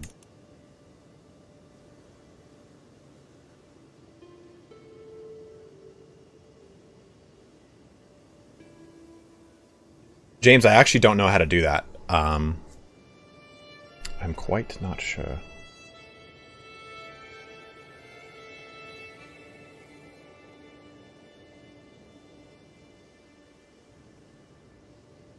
Fort level +2. Ooh.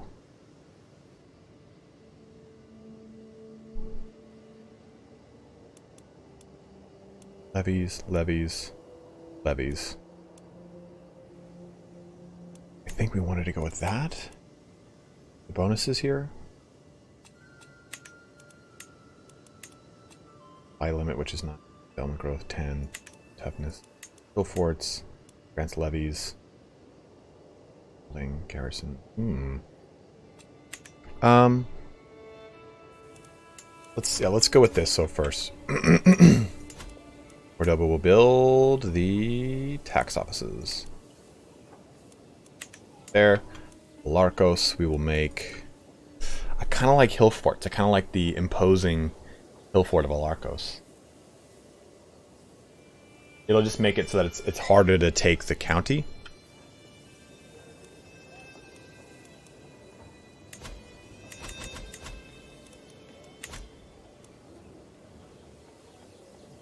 I only have mangonels. Supply limit. Supply limit might be pretty nice though too.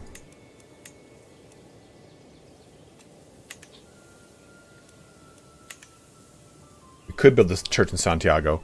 Fuserl, I'm not sure though if we're going to be keeping Santiago long term. Just because I'm about to inherit this. This guy's getting old. Yeah, maybe we'll go hunting grounds. We'll go hunting grounds.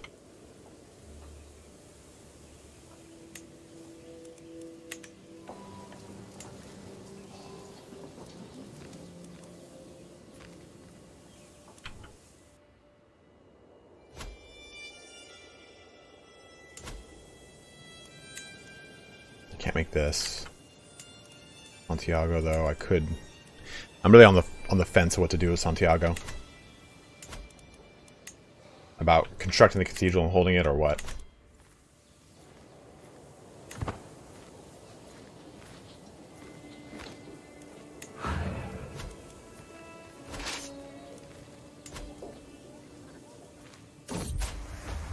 Oh shit! What's going on? Every time I close my eyes, I see Empress Ida's face. Sleep will not come. I cannot wait another moment. Cloaked in shadows, I make my way to her castle. The sight of Ida's chamber window makes my heart stutter. So close and yet so far. But wait! Who is that climbing up the tower? The shady figure stops by Ida's window and unlatches the shutters. My sunshine is in danger. I must save her. Guards, guard, there's an intruder. End your scheme. I did not come here to wrestle a burglar. My sunshine is in danger. I must save her.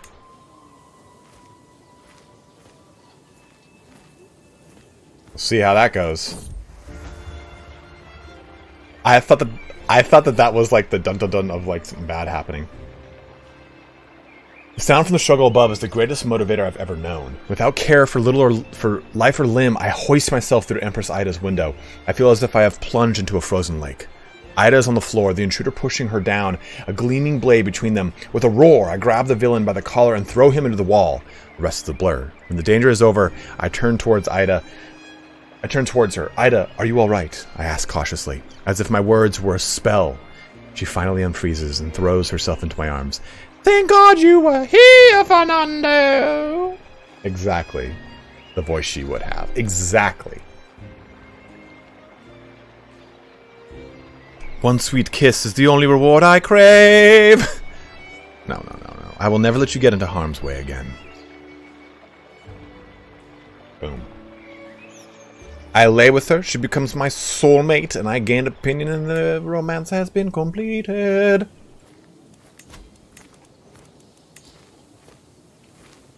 You got some claims? Get rid of those claims. I don't want you to have those, lady. Oh, little tiny creature. Is anything contributing to this? No.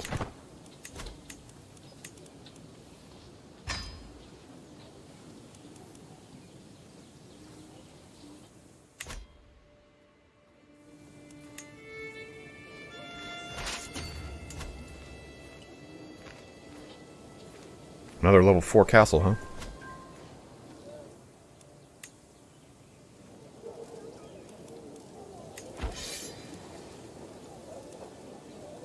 Well, we'll see how this goes. 4 more months.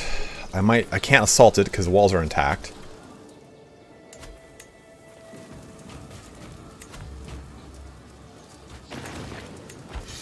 Two months. Can't assault it. Ooh, 31 days. 31 days. 31 days. Telenovela actor. Orlando. Mi amor. Ay.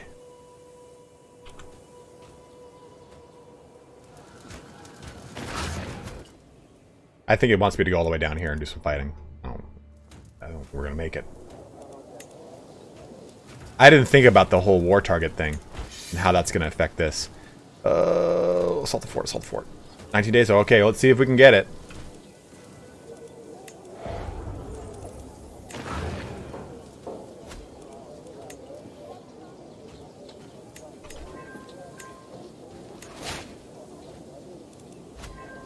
Your daughter... Oh, shit. She's become Franconian. And she's my heir? Oh, that pisses me off. That pisses me off. Yeah, this is unfortunately going to get invalidated.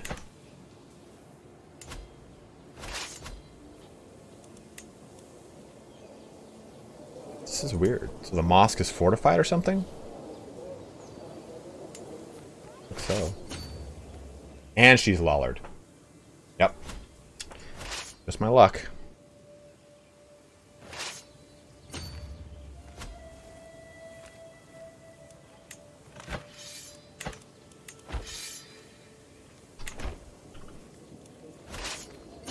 Mimigo. You better start getting pregnant, lady.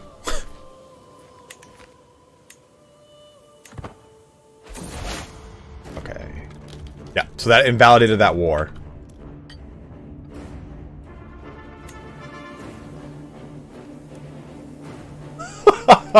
Right in time for my beneficiary to die. Oh no.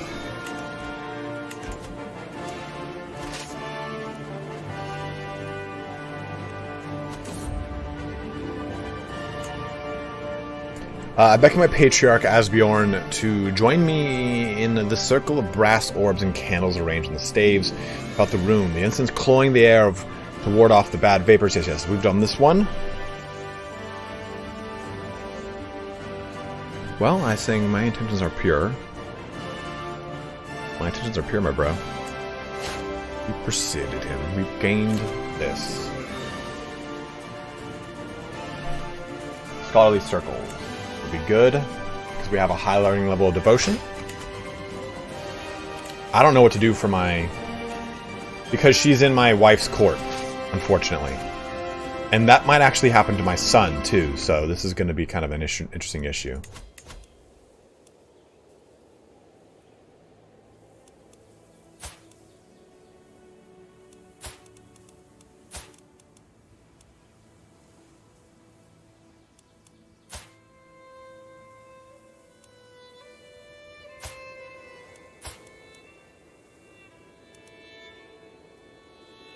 No one here is actually, like, awesome. Prisoner pose?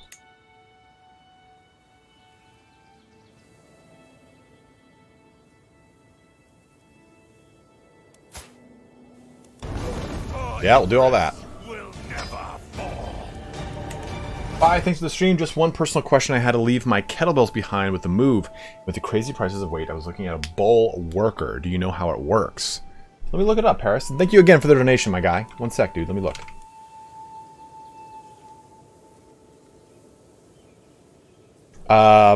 We'll see, Samson.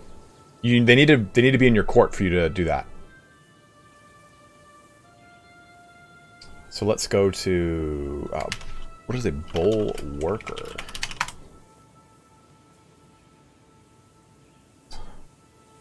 Whoa, what the fuck? Different. Best kept secret. Interest. You know, honestly, man, your better bet is just buying suspension resistance bands. Just buy resistance bands. What's up, Ratan? How are you? Who is educating my daughter? She is. I unfortunately can't affect it.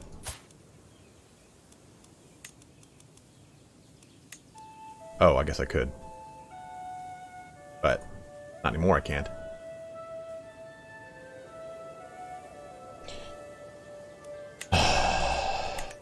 It's annoying. Yeah, you're better off just getting resistance bands and using those. And there's a ton of exercises online how to use those resistance bands. So honestly, I would just go with that. I think you'll get better results out of them.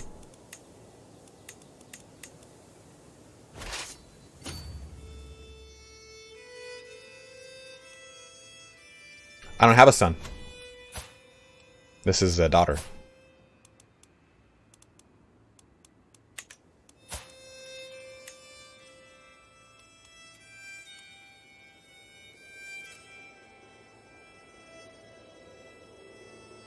Pari, thank you very much. Welcome to one of your first streams here. Absolutely, Pars. Thanks for jumping in, my brother. Good to see you too, dude. All right, I have to pee real bad. Give me 1 sec, guys. 1 sec. What? I'm gonna refill the water bottle too, so 2 seconds.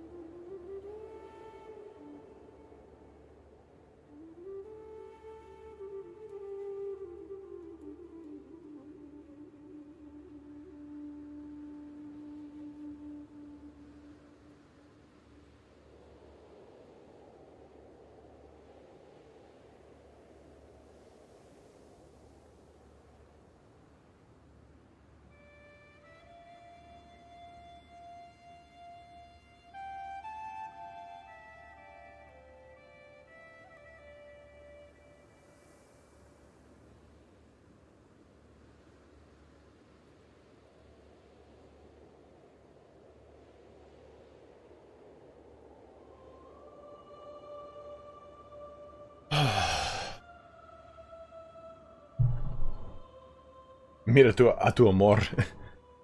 Look at my love. Oh, look at your love. Look at me, you love. Look at you, my love. I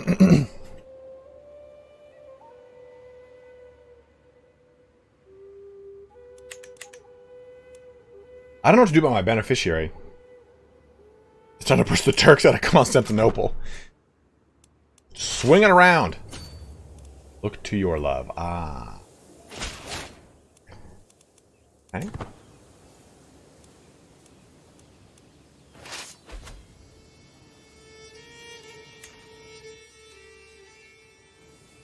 Scarlet and Green, I gotta do what I can. Just start getting pregnant. Imagine if I had a wife and I'm just like tapping her belly, like, how does this thing get pregnant? I was told there were some storks that were going to be coming in here. And by coming in here, I mean coming in here.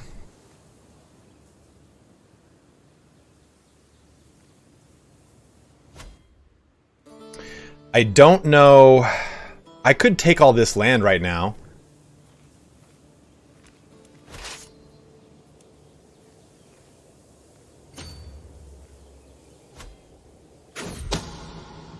My vassal Duke Abad has excuse my vassal Duke Bermudo an extramarital favor. God, so what is this crap going on here?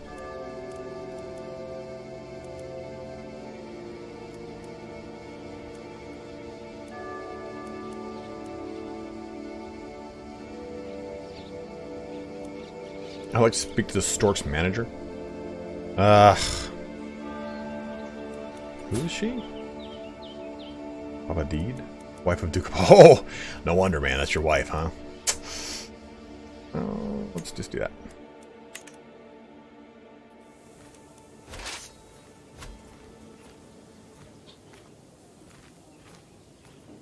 Tom, thank you very much, man. I don't know if you can do the Spanish Inquisition.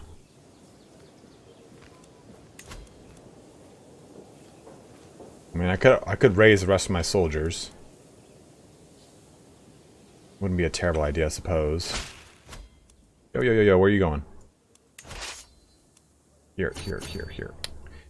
For years, my skills in tactics and strategy has served me well, and it occurs to me that this knowledge may be of use to you. I would be happy to share what I know in order to gain favor. Your assistance is greatly appreciated. Oh, no. Last time someone gained a hook on me, they were an asshole. We can both benefit if we pool our knowledge together.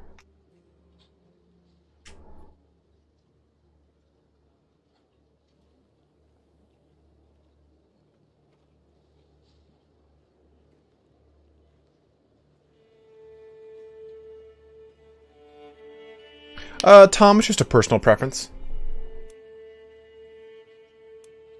This one looks kind of fun. Yeah, we'll do that one.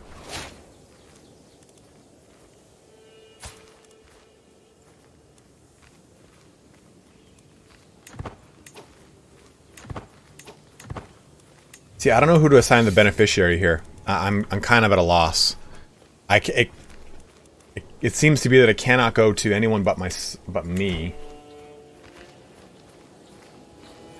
Of course, Tom. We'll raise another army.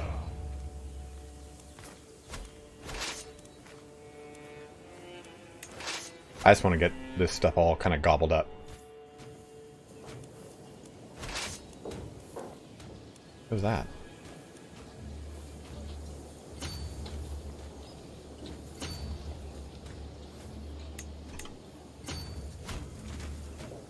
This should give our war contribution too.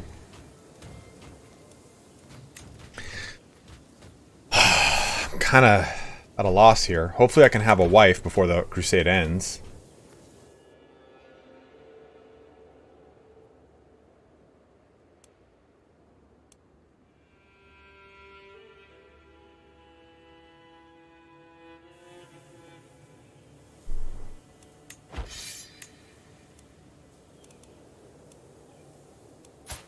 She got kids, though, and those kids are going to inherit.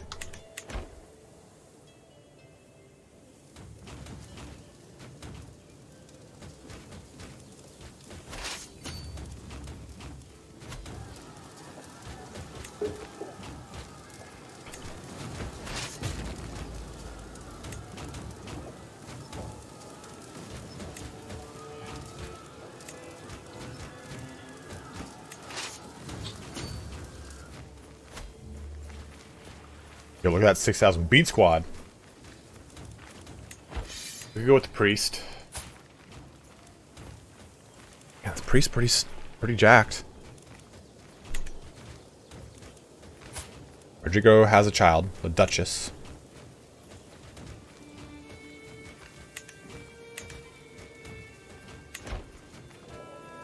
Whoa, okay. Oh, all right.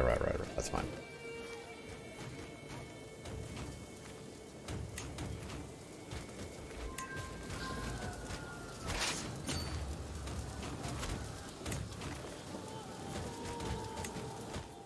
Dude, that is a rampaging holy army.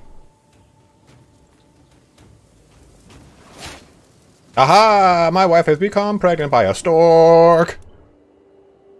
What's going on over here? What's going on? What is this? Oh. Interesting.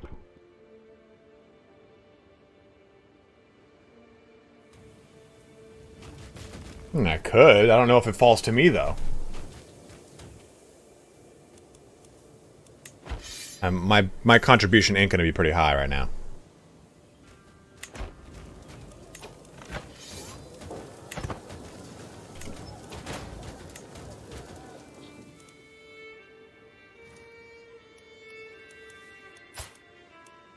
We're in the middle of a holy war and you guys are gonna do this?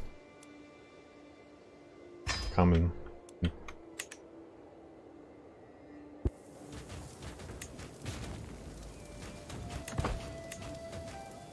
That's just Trude.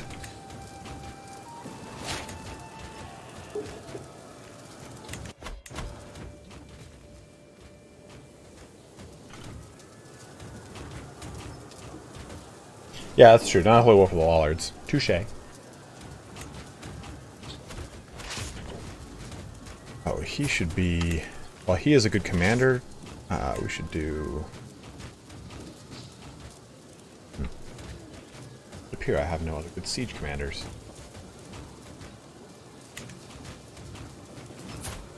How's this war, though? What's the stack up? 15k versus 6k? Oh, they got it! Oh, well, 15k goes on me. Ooh. Might have to go help out with that.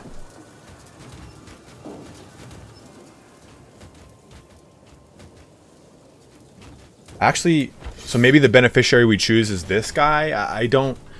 I'm really kind of not sure what to got. Well, I got one here.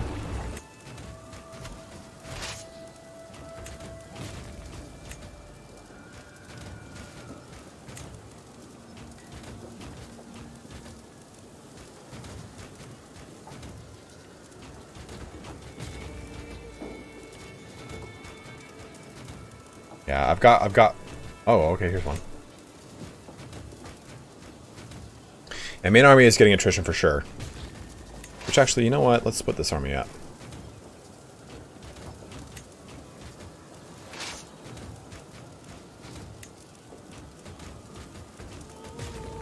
Let's take the...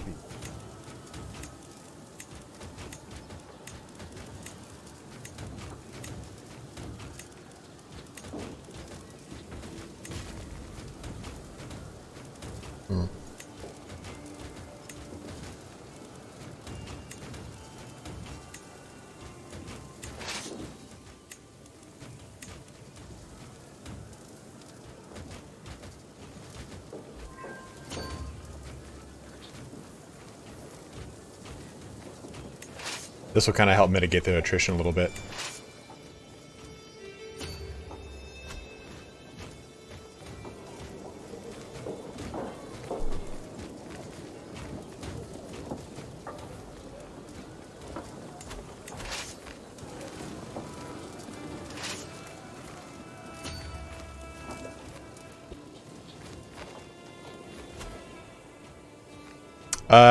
Imperial Guard in the Navy. In the Navy, for sure. Imperial Navy. 100%.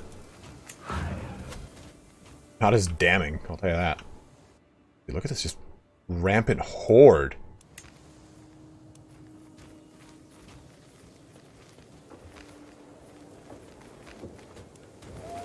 I just want the war up north to be like the point where it's like, King Richard is back!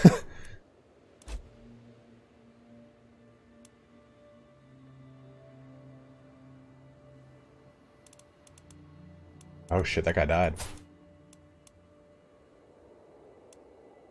He was pretty good, too. Wait a minute. No, never mind.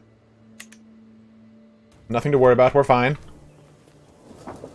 Right, so that is about to be won by... Dude, watch, they're gonna come in and take it. Because if they have a higher... Wait, let's pause this.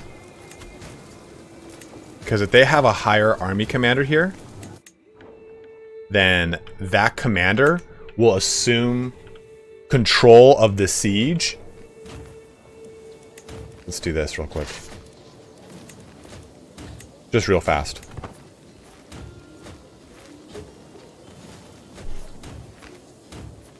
And if he assumes control of the siege, then I don't get the benefits.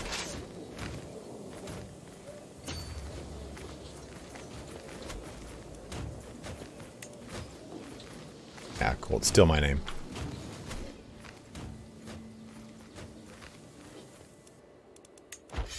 Still first. We're gonna need to appoint a beneficiary here soon. I was hoping my son would be born. Can't the son be the beneficiary?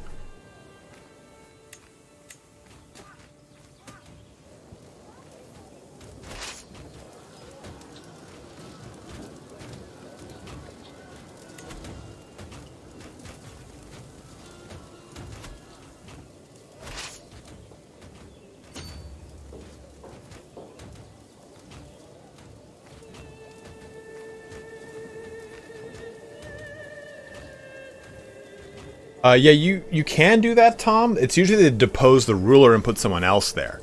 So the place still stays in the hands of the nation you want it to be. It'll just be significantly weakened. Oh, you guys were asking about this, though. I forgot about my dynasty. Oh, we're almost there. We're almost there for Convergent Blood.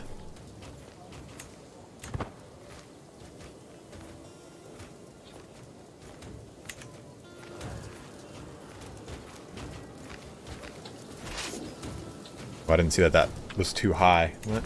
We're getting there. Where's Tom?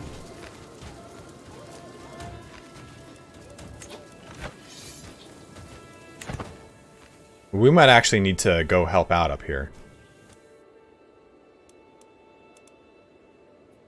Yeah, we'd actually probably definitely need to go help out up here. Holy crap.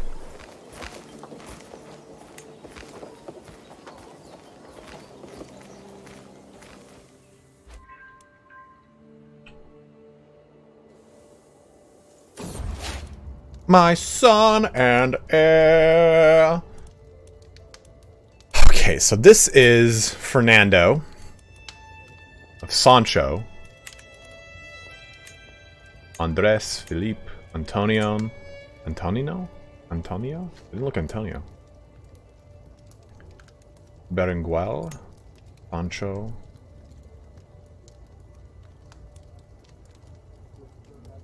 Catholic. Benedict. No. It's gotta be an ancestor. Sancho.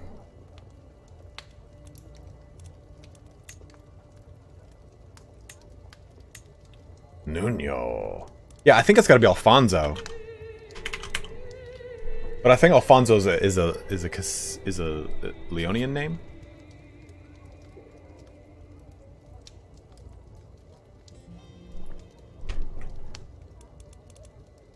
Giuseppe would be good, which is my middle name. Name him El Cid. Name him Diego. Alfonso, and he is my boy. Dude, intelligent. Damn it, he didn't get genius. These two did. The daughters did. Oh, no, she didn't. Oh. So she's kind of crazy, man. She's intelligent, homosexual, Lollard Franconian. Like that that is kind of wild. Alfonso Diego El Sancho. That'd be good.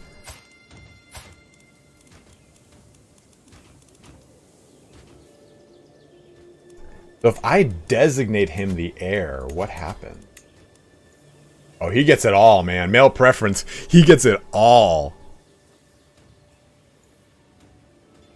So if I have a genius son, I can designate that son the heir, and I don't have to deal with it.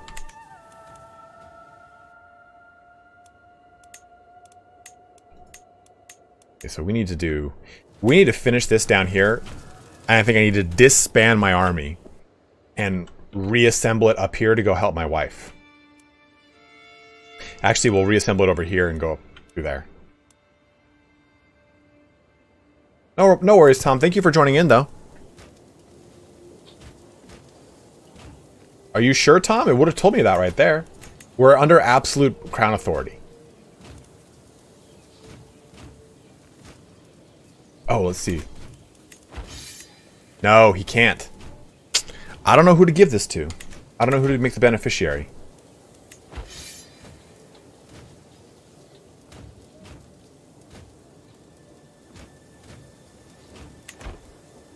Yeah, my army is definitely losing it out because of attrition, so... That's why I want to finish these sieges. Nope, we're on absolute Crown Authority, guys. Absolute Crown Authority is our current.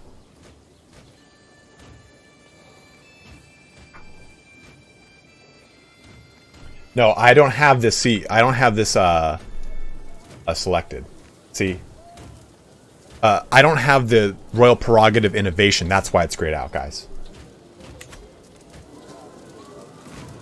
My succession laws are partition. We took Cobra. Cabra. Cobra.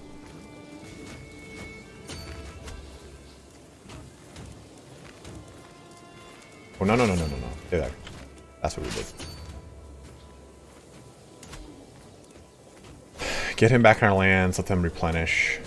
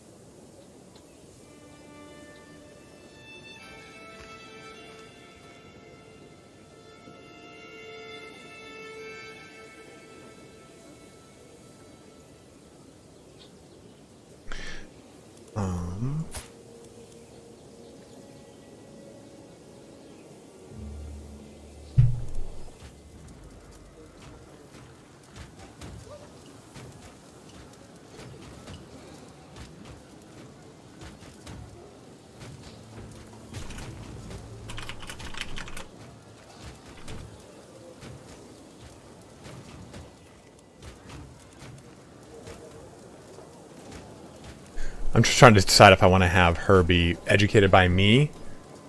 How old is she? She's 7.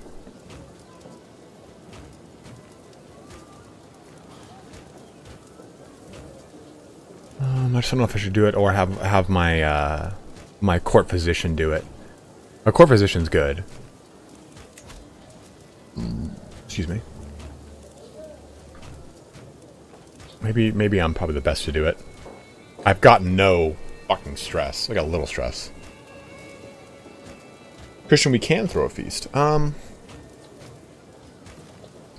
She's betrothed to into the Kingdom of France matrilineally, which is pretty interesting.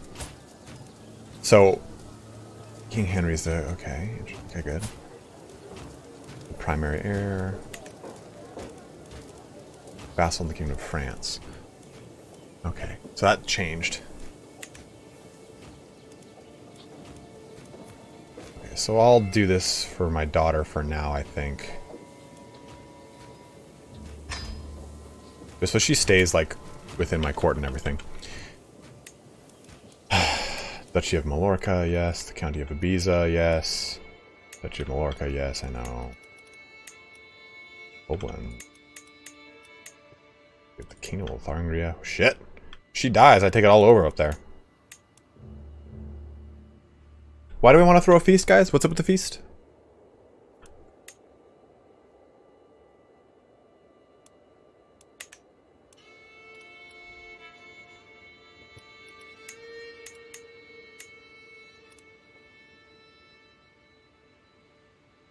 I hate you, Christian.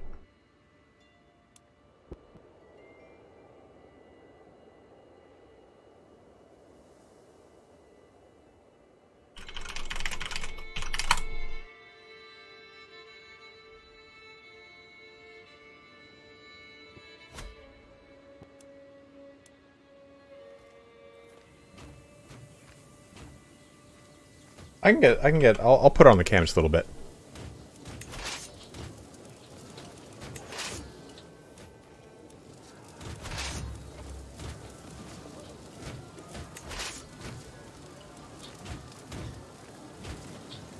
Let's get this army to retreat back to my lands.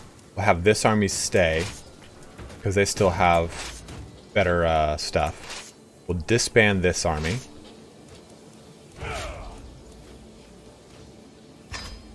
Maybe we'll disband these two once we finish these sieges.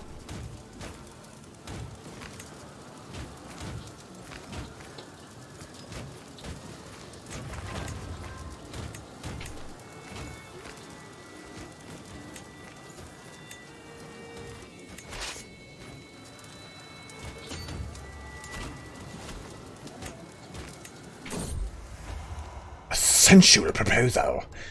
Sibyl is sure to follow. Oh god, man, look at Sibyl, dude. Rotten crotch over here, and she's got the lover's pox and Amazonian. Was my lover? No. Distraction for the night? No. How sweet, but no. Never. Like fornication.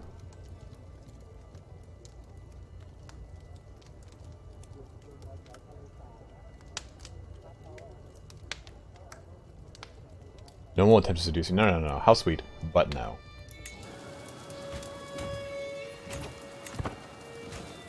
I know Amazonian, but I'm not looking to get that. Yeah, I'm not going to get that lover's pox going. Expand this army. Both of these armies. And this army. That'll give us a good amount of contribution, which is good. We need to assign someone, though, for beneficiary. And I guess it's got to be this guy? I don't know. Like, here's what I'm concerned about. What happens to the lands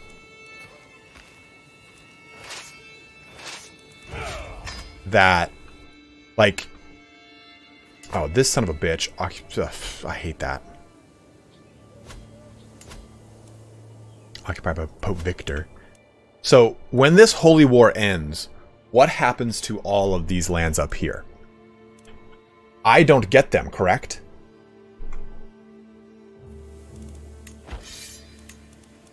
Rodrigo's got a child and no brothers. This guy's got nothing. What are you talking about, Breton? What do you mean? Why do I have to disinherit a kid and give them a kingdom? What's the problem here? You think this is a problem? This is not a problem.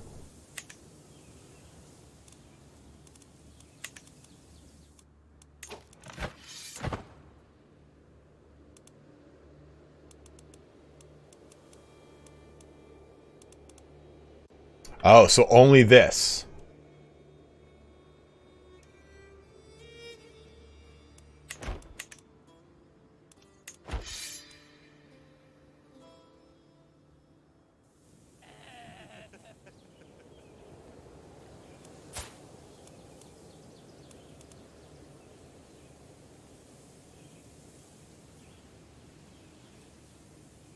Okay, well then I'm not going to make a beneficiary. I mean, oh, I see what you're saying. Disinherit my daughter. If I give it to the priest and he dies, who gets it? I think me?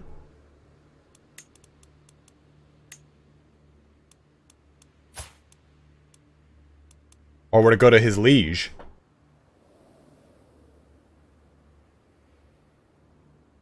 He doesn't have any sons. He's got siblings, so it'd probably go to his brothers.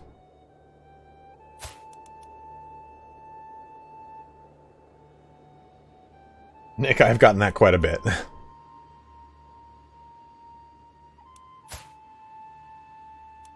Could go to the Pope. This would go to any of her kids.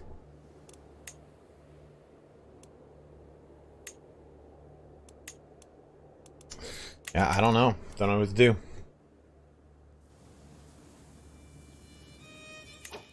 I don't have any family members. This is the only people I can give it to, guys. Let's double check out. No filters are on. So disinheriting a daughter.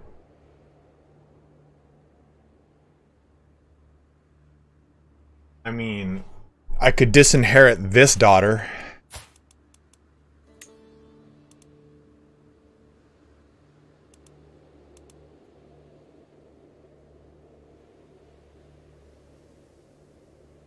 Oh, I'm so close to more renown, though. What is this called?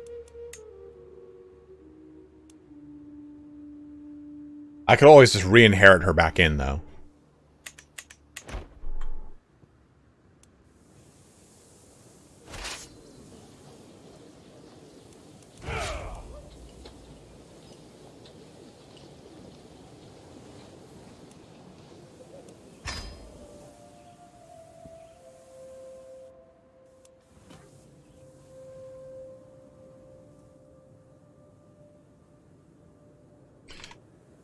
Let's look. Let us look together, guys. Let's do beneficiary.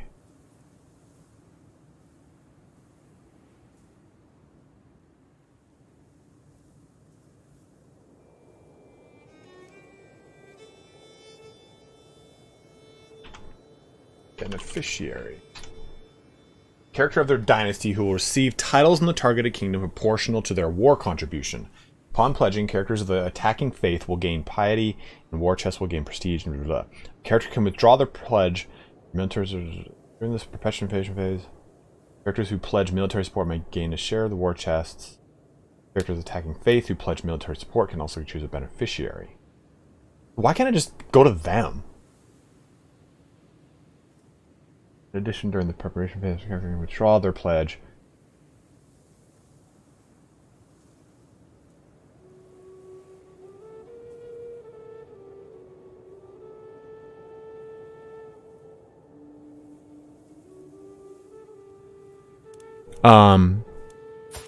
Well, I would disinherit this child if I were to do it, but she is not in line to inherit anything. And I don't know if that would affect this alliance. Like, maybe I just kind of see how this plays out. Does it select a beneficiary if I'm the first?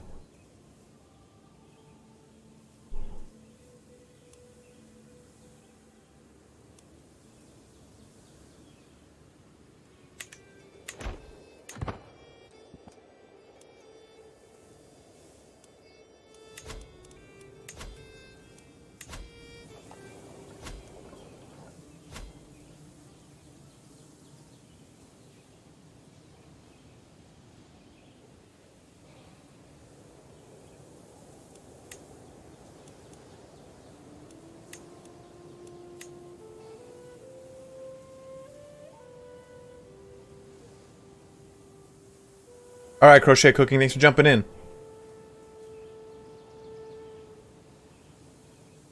If you don't have a beneficiary in place, it will go to second place and so on and so forth. So let's see. Can I see where I know I can see the war contributions. How was it though? War contribution, not that. I think this is by contribution. Nope. 0th. So this would go to Barcelona. Oh shit. So if it doesn't go to me, it goes to Barcelona.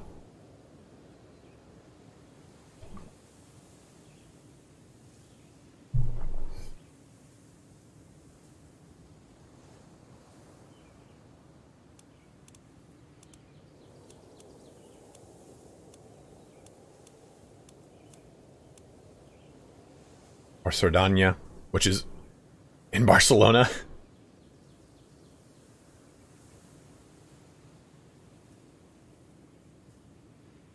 All right, guys, let's do it. Let's test that out. So we're disinheriting this daughter, correct?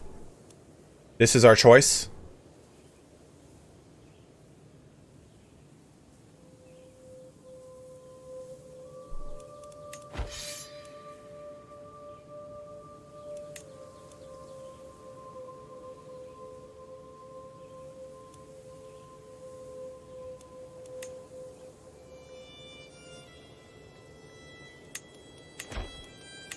Because she's lollard? I don't know if that makes a difference, Breton. Yeah, I think that wouldn't... Even though she's part of my dynasty, I haven't seen anything if that's the case or not.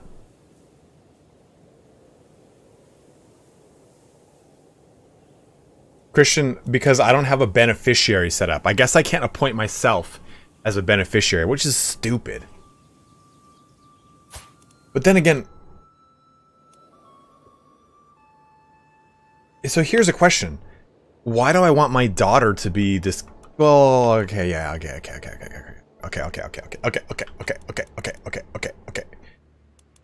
I don't... She's not of age, though.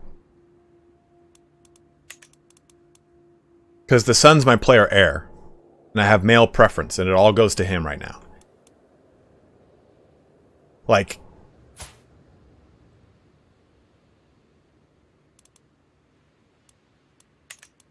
And this, she's pretty jacked, yeah.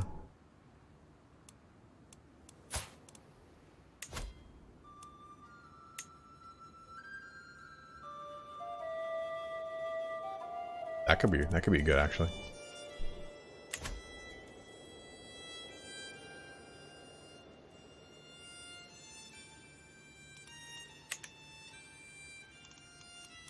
So if I do my daughter here, she's matrilineally marrying this into France. So France is coming to us.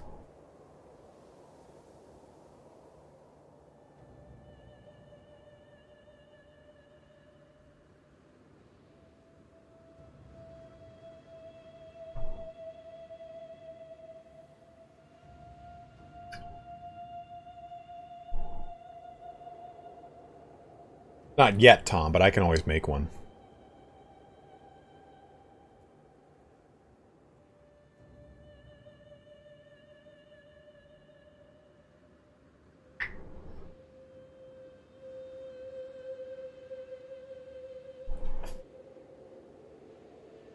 So, M. Laurie, though, can she be my beneficiary if she's not of age? She's 8. Isn't that going to throw this whole thing off?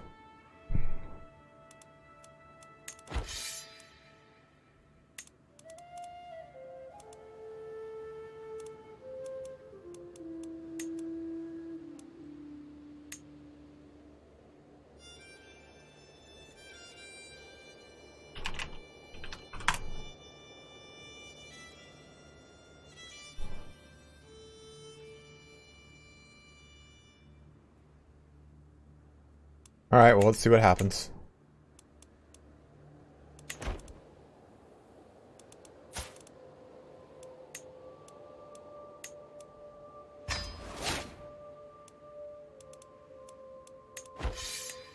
Nope. Can't do it.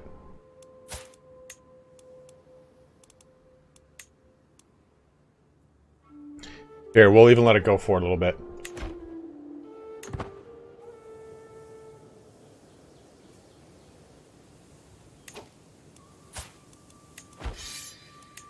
Yeah, can't do it.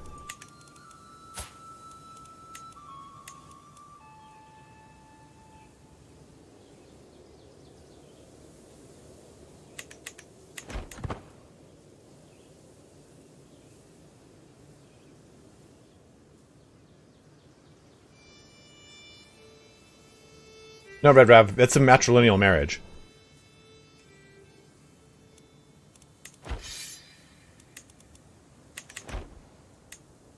Alright, I waited a month just to make sure. Yeah. No, there's no, checked. Nothing.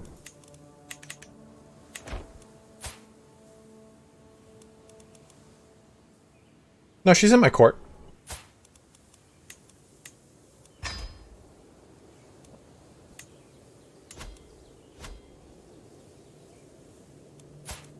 She is my ward.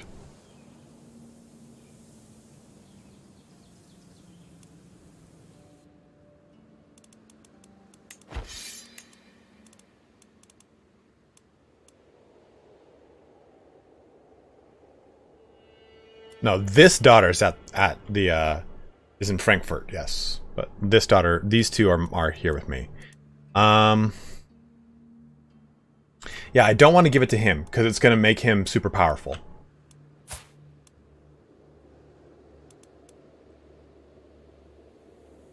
And invite some other dynasty members to my court.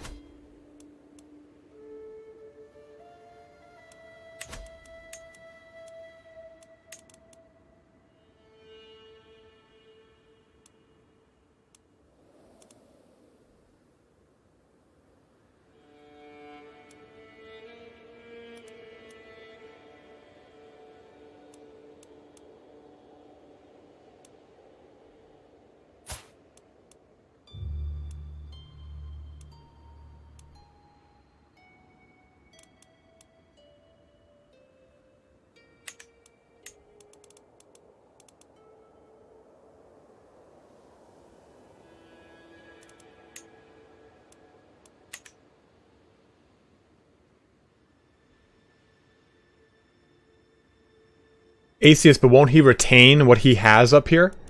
So Barcelona will become its own kingdom as part of an independent state.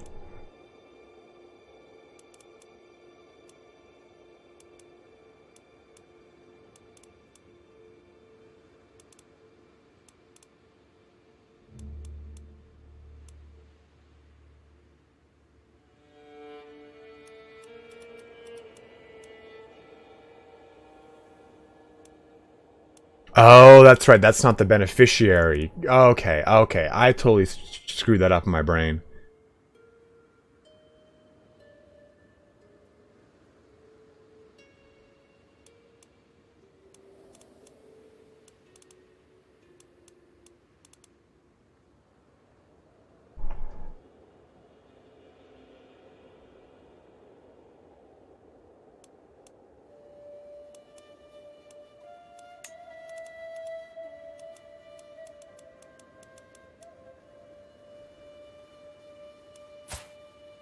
Nope.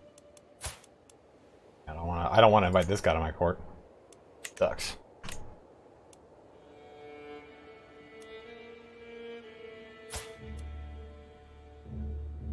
He's a child. Yeah, I can't. I don't got anything.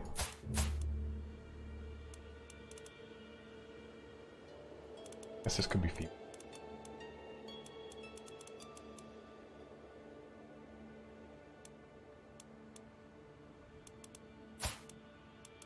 Where is she? Oh, he's dead? Oh, shit. What is she doing? Why can't I invite her to my court?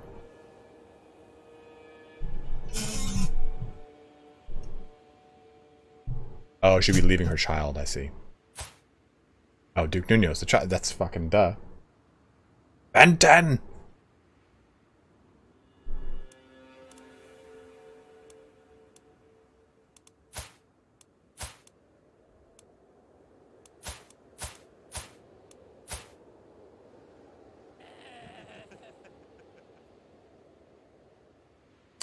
Red, we are on partition, not Confederate partition anymore.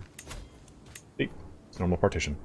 And we are almost done. Well, not almost done. We're getting there towards learning heraldry for high partition. Well, I guess we just kind of gotta... Do I even appoint a beneficiary then at this point? Or do I let it go to whoever... like... What does appointing a beneficiary get me? I mean, obviously it would stay within my... I mean, maybe this guy is the best choice here. Oh, must not be a realm priest. Oh, fuck that.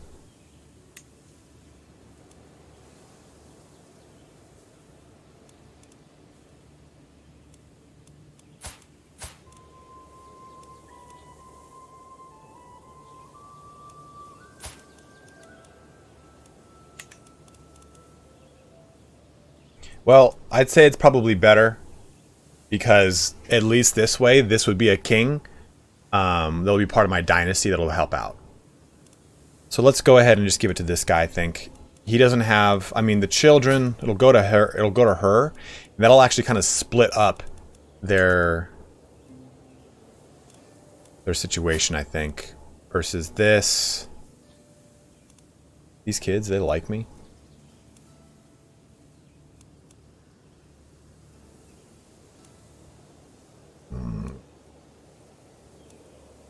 Well, let's see what that happens.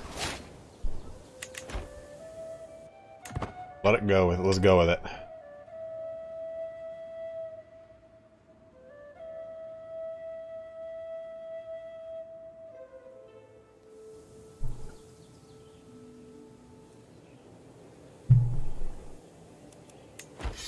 There's still quite a bit left. I'm not going to contribute any more to this war. I've done enough. So, time to go help my wife up here. Deal with this. Ooh, that's going to be a punch in the dick. Do that. Should I? Is it worth it? Probably not. Oh Christ, what's going on? Compassionate discord. Moved by my tribulations, Duke Teobaldo has offered me his counsel and aid on my occasions, hoping to alleviate the burden of my duties. However, Teobaldo's attention have incurred the ire of Duke Mon. Teobaldo cannot be trusted. This is merely a ploy to exploit you, my liege. This dude is not trying to exploit me. You also try not to exploit me, I don't think. I will only place my trust in those who deserve it. He becomes my friend, he becomes my rival. Okay. Failed to reconcile.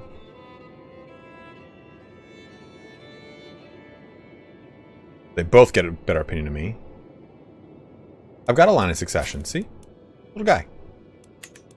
I'll take heed of your warning, Mon. Then defend the honor of your emperor! No.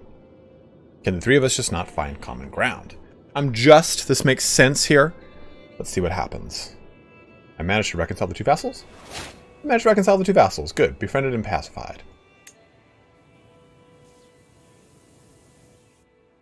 So what is the fastest route up here? I think if I put my armies here at Vizcaya, and I have them go over water, it's the fastest way up here. I think we've done that before too.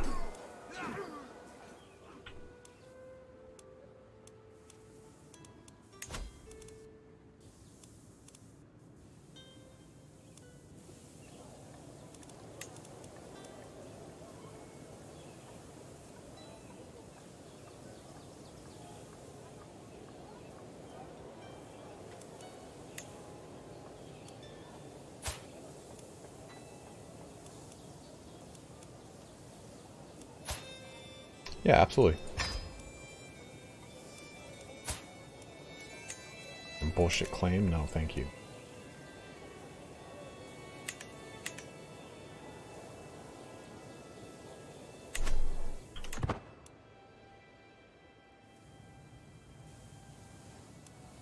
Okay. So let's raise all armies yet again.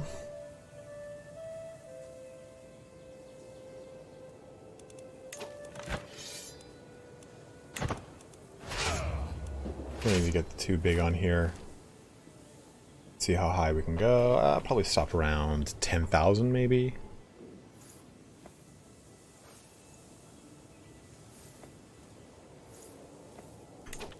How big is this army?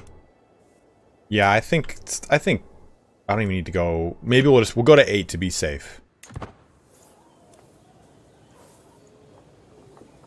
That's fine. What do you think of redoing Bannerlord stream? Well, what do you mean, Mlari? Are we going to do more Bannerlord? Absolutely, my dude. Don't worry about that. That is going to happen.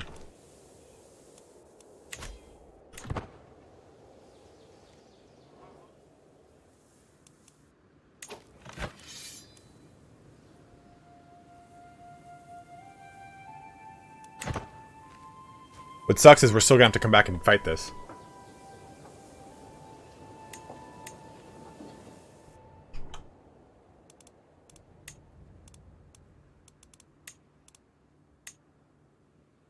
Duke Nuno. Do I want to increase anything here?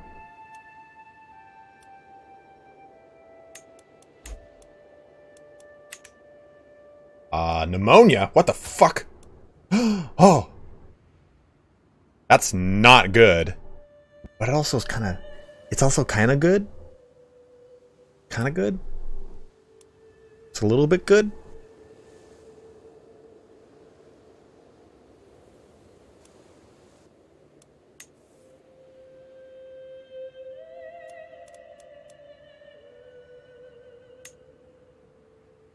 Yes, Christian. Definitely doing a warp cut for the next DLC, my dude.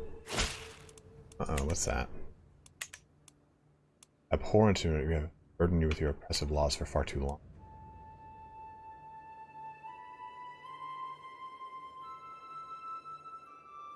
No. I didn't even realize we had a peasant rabble going on here. Where's this peasant rabble? This guy? This piece of shit? Yeah. Raise your banner, bro.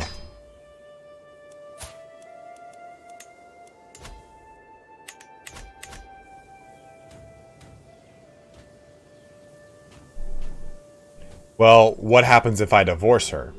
So here's an interesting thing too, is shit. I don't know what's going on. I don't know. Everyone needs to stop right now. God damn it.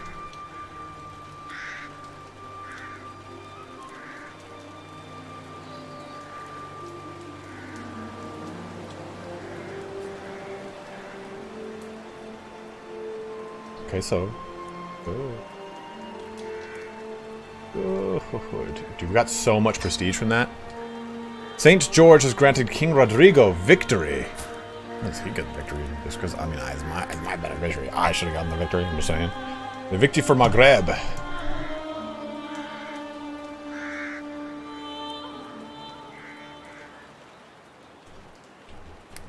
Long live Rodrigo. St. George is with us. He was awarded for his family's contribution to the recent crusade. He is now a Crusader king. What do you mean? Where's the diplomacy?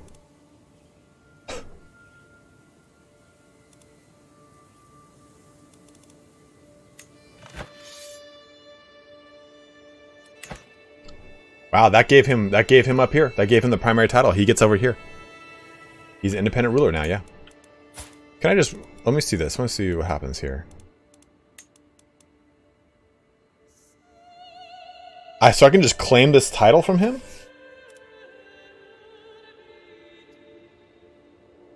No, minus 183. He's not de jure, your vassal. His realm is distant from yours. What do you mean it's distant? It couldn't be fucking closer. Difference in military strength. He belongs to your dynasty. You are a different culture. Yeah, I can't vassalize.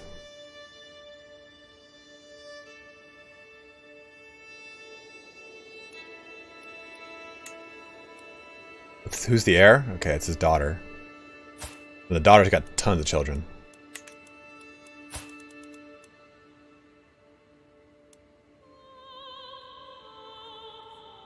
I don't know. This Maghreb. That's just what it says.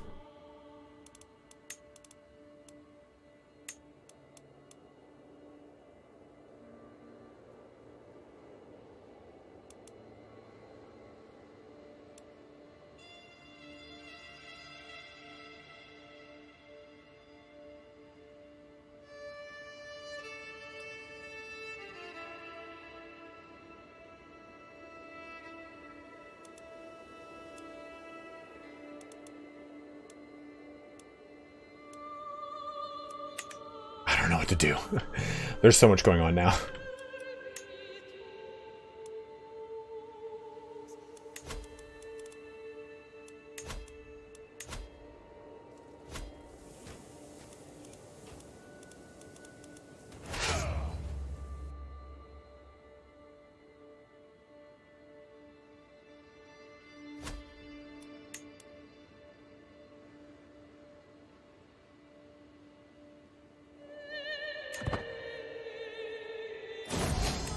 Your glory is widely known, the memories. Oh, Vela. You are still with me. Who just died? Count Vela. Oh, no. He was a good count. He was a good friend. Your son, not terrible.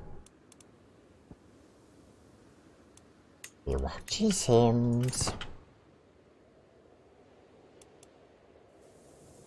Oh, I got the achievement for the faith. What is this? Take part in a successful holy war on either side. Okay. We didn't get an achievement for just winning the holy war? You know, that's kind of bullshit. Okay, what's going on? With the establishment of a proper Catholic king in Maghreb, the faithful can finally rest easy knowing that St. George is smiling upon our good works. The fact that our new ruler of Maghreb belongs to my dynasty is only further proof of our divine favor. I wonder what kind of ruler he is. You will play King Rodrigo. No. Although he's not terrible, to be totally honest. Look at him. Crusader King, Patriarch, famous Reveler. He's not in a lot of ways that much different than me. But he is of the ripe old age of 71. Time to focus back on my realm. Why? I'm surprised I can't even just like make an alliance with him immediately.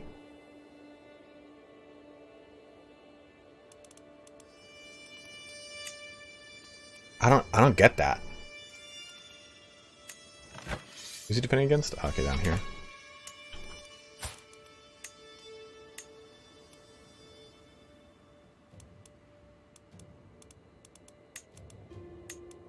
I mean, I could claim this title, and I'll be honest, I don't really know what that does.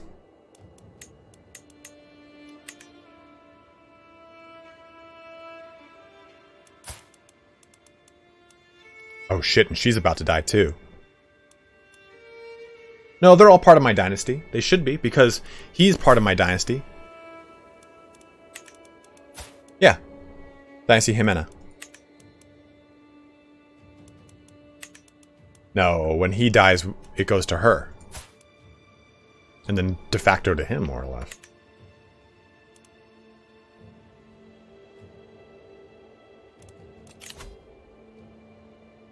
There, perfect. Let's be nice. Viewers Vault. Alright, yeah, you guys want to see what happens if I claim the title? I don't really know what'll happen. I've never done this.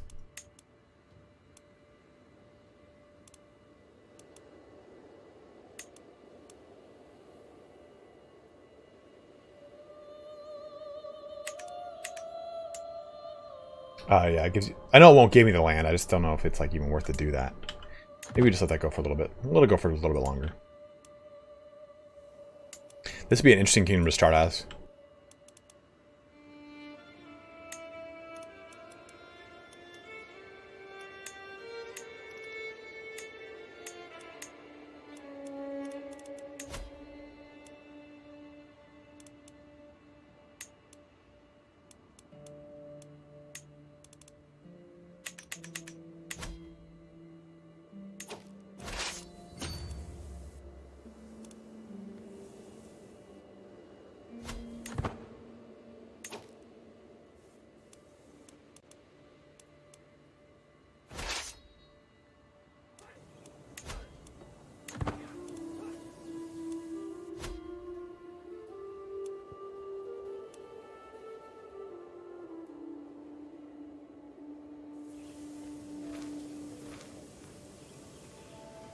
What is that, Christian?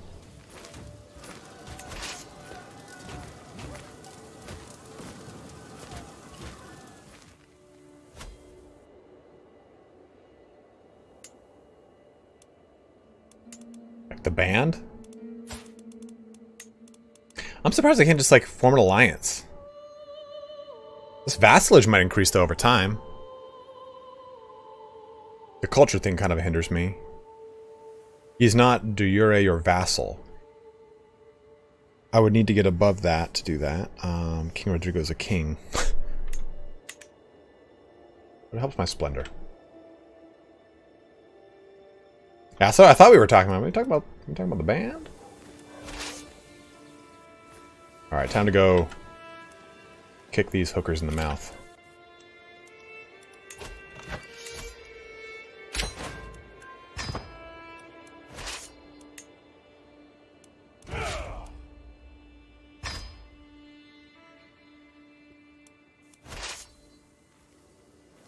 Say we'll start here. Well, maybe we just go and defeat this army in the open field.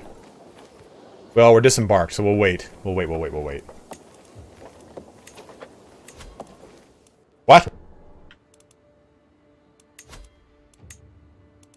Realm will lose land when vassal inherits a foreign title. Your Count Fernando will inherit the Duchy of... Title. Wait.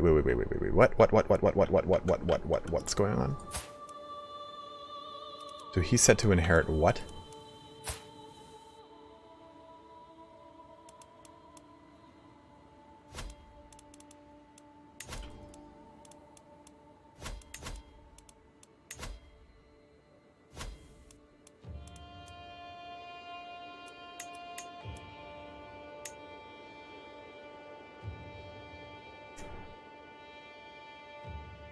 Tom, I'm not sure.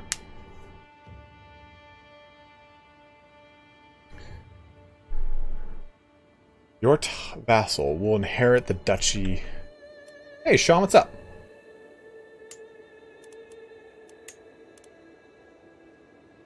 Interest.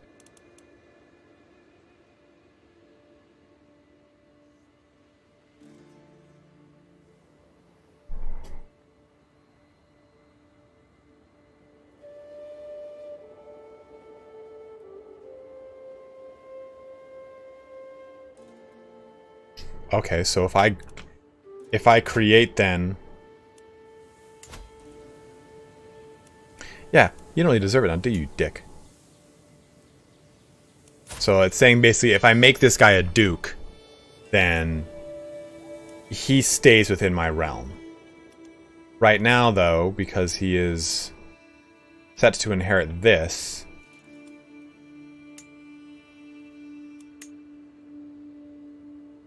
Why is he going to inherit that?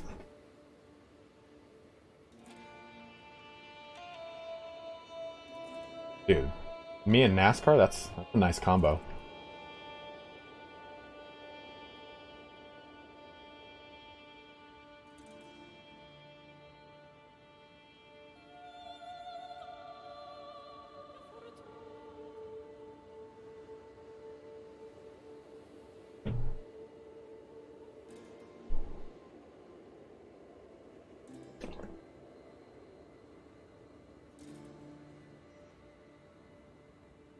I'm not really sure why this is going to happen. Oh, wrong place, that's why. Oh, this is the current holder? That's the prime. Oh, this guy's... It's fine. Yeah, he's going to have sons and stuff. That'll be okay.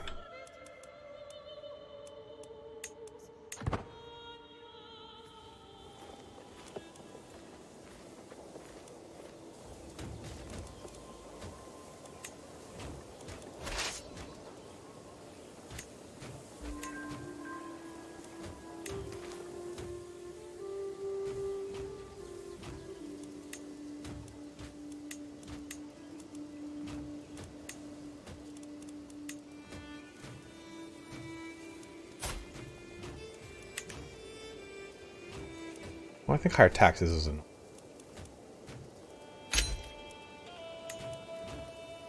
Fine print. Aha. This. Use that big old hook. He doesn't really like me though, so I kind of don't like that.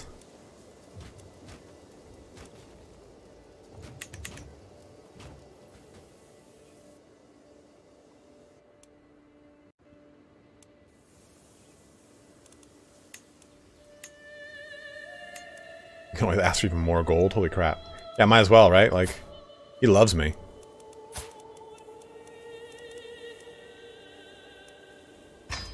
Might as well build that, Thank you.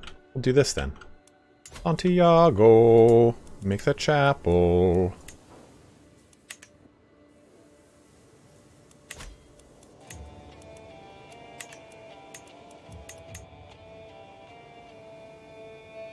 Well, I wouldn't want to incur the stress for it, and it's an act of tyranny. Thank you, though, Perla. How's this guy doing? Doing well. He's my army commander, so I better be fine. So, I unfortunately have to call this completed here with Maghreb. I mean, I wanted Hispania to be all under my rule, and we kind of got unfortunate. And I didn't even think of that. I created this circumstance, which is even more annoying. I could have done a different holy war over in, like, Tunis or something like that. Tunis, something like that. And I chose this. I should have gone with, like, the Fatimids. Like, look. It's gone. Like, Jerusalem's gone. I created this situation, which is kind of shitty. Oh, you know what it said? It said the Kingdom of Jerusalem. I should have selected that. I thought it meant that the Kingdom of Jerusalem was created. Ugh. I messed that up big. Oh shit, we don't want this to go through.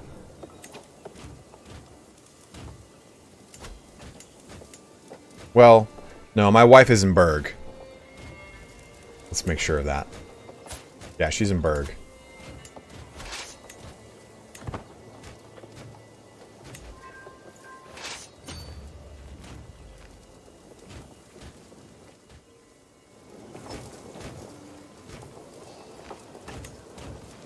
I'm just trying to take their capitals from them real quick.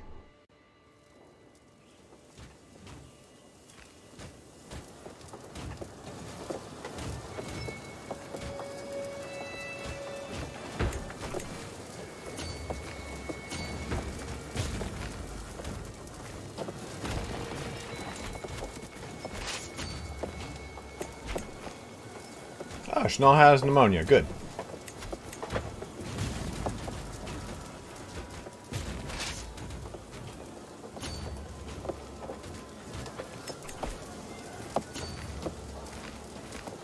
Duke Ramon! How did he die? Oh, shit. Barcelona's getting a little crazy. That's not good.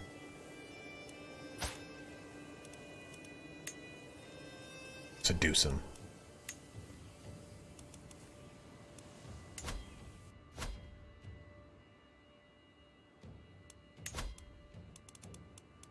More knights up in here. We got plenty of that. We can call a hunt. Do some stress. A little 100 here. 12 here. 100 there. 62, 100, 17. 35, 100. 79. Interesting. Interesting. 100. Be good to do a feast.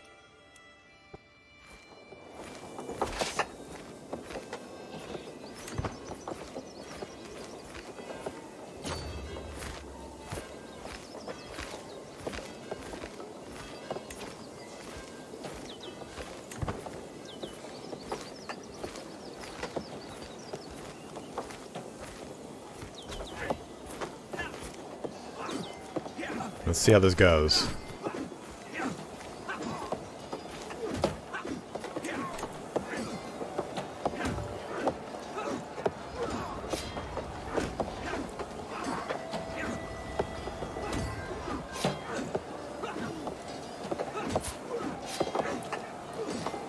Nice.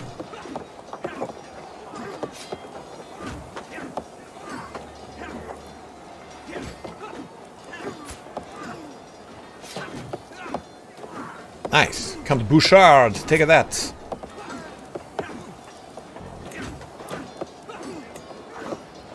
$45? Are you really worth 45?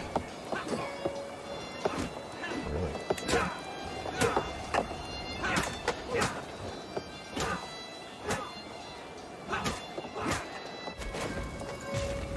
Dude, that was a pretty...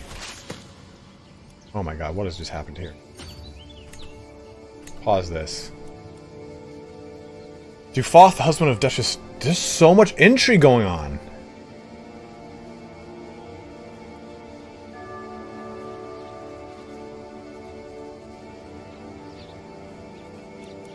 Interesting. So I would then imprison her.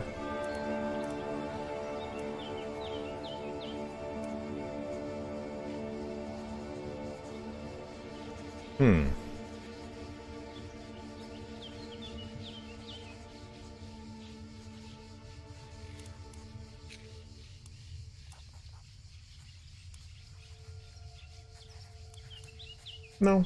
Margarita, become diligent. I allow that. So I would lose level of devotion. Ooh, I'm so close to Paragon of Virtue, though.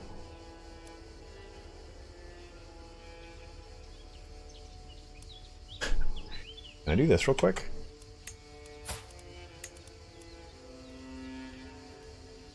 Gain 100. Would that do it for me? No, it wouldn't be enough.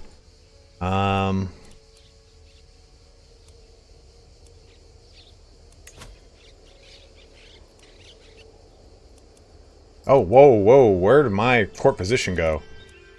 That's not good.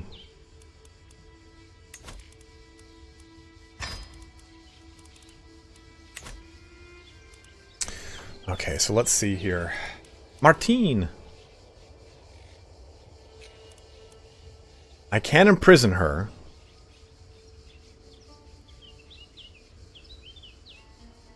Then just release her, I suppose. And I could release her and get a hook.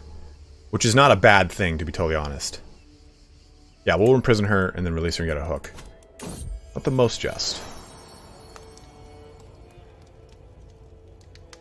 Signs of pregnancy for some time now. Everyone thought it was their husband, Duke Foth, was the father of the child. Now it has become clear the real father-to-be was Martine. Oh, Martines, how dare you. We just got a ton of people, too, here. Who are you? You are no one of worth. For you, though, I could even ransom for a hefty amount of money. But I will negotiate your release. And I will banish you. No. Just get a weak hook. That's all. Just give me those hooks. You may go free. Okay, so what kind of options do I have here? That's pretty solid. Urraca Alonso, not so solid. You know what? 250 is pretty steep, though. So let's take a look real fast. Positions.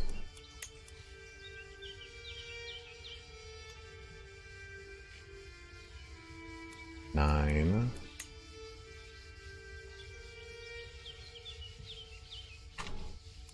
Noun. Not terrible. A mare, though, so I can't have her in. Position novice. This is a good one.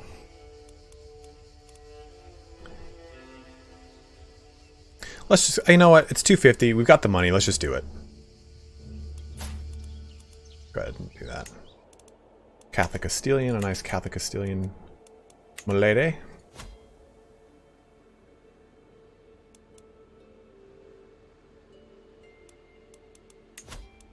Take their daughters, you'll have leverage. Whoa, whoa, calm down, man. You're freaking me out. Alright, so we got a lot of prisoners we gotta wade through here. The Duchess of Granada, for example. Oh man, I'm sorry guys. I've been drinking so much water. I gotta pee again real quick. One sec.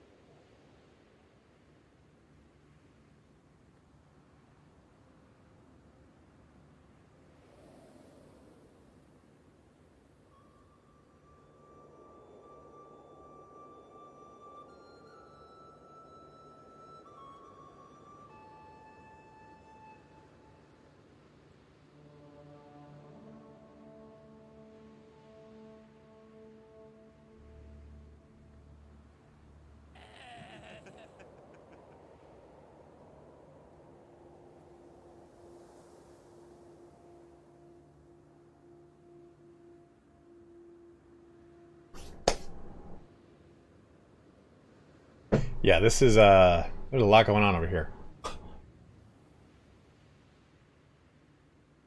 Evil lackey. Indeed.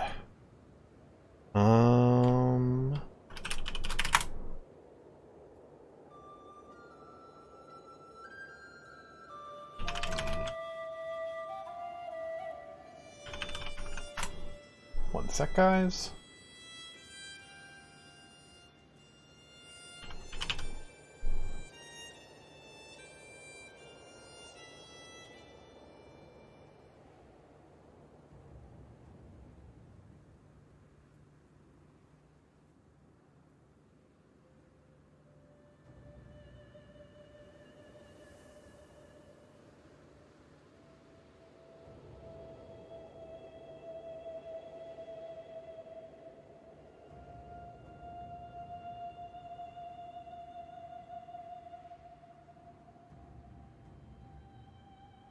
And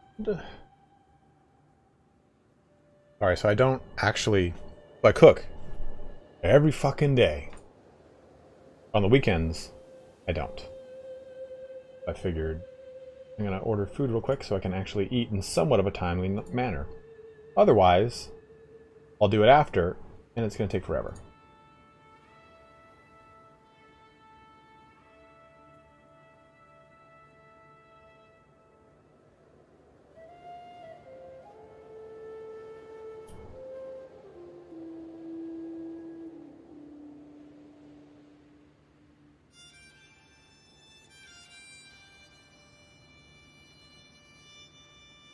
Okay.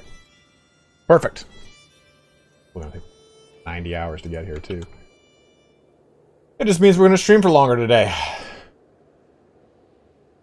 So let's take a look here at this.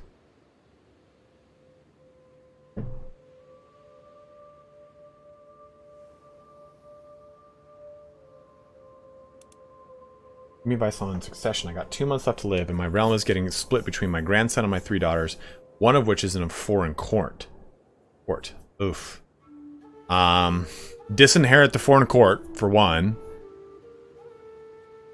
I would try to just disinherit until it gets down to at least the grandchildren, and make sure the 2 grandsons are one's above the other, so he becomes part of it. You're probably going to have some issues, though.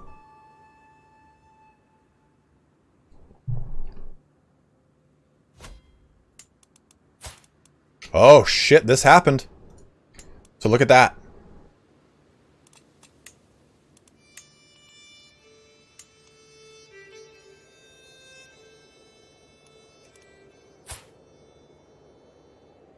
Oh, he's infected wound. Ooh, Jesus. This guy might become stupid strong.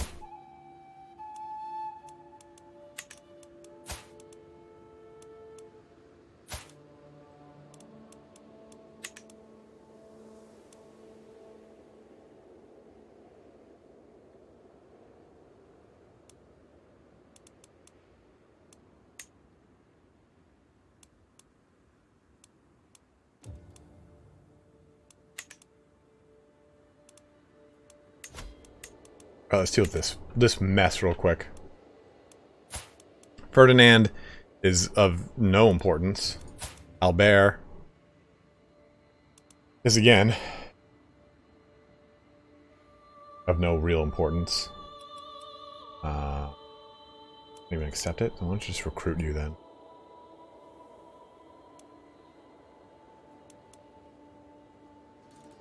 At least he's somewhat of a passable knight. Isla Babenberger. Any of this contributing? No, we have nothing contributing to that. We might as well get some action here. Didn't get 10 gold from her.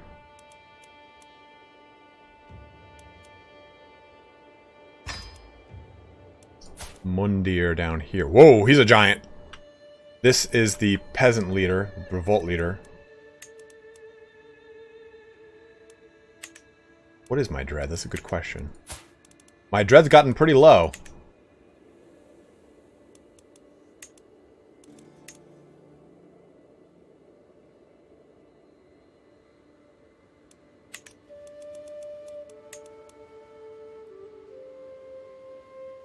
Spend 100, get 10. I think that's not a bad idea. My realm succession is... Oh, his realm succession and male preference. Yes, 100% do that. Please do that, dude. That'll help you out, I think, a lot. What's this little guy?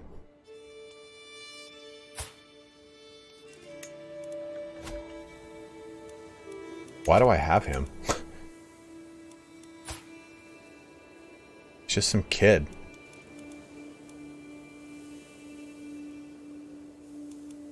Yeah, release.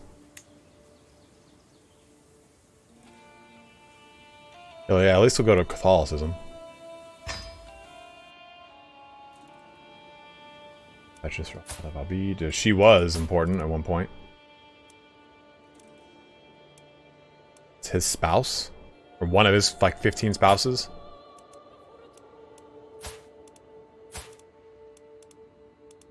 Yeah, one of his secondary spouses.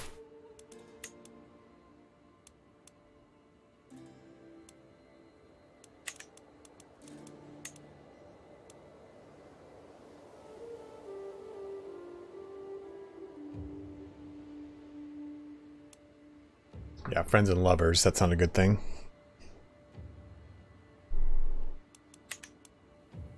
Who's this guy? You're just a dude. Just a dude. Just a dude in the wrong place, wrong time, huh?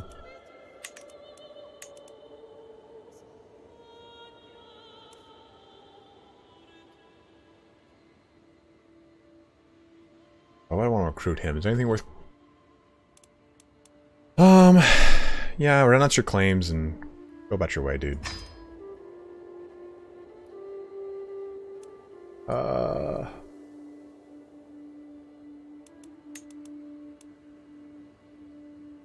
mean, there's no reason to keep her either.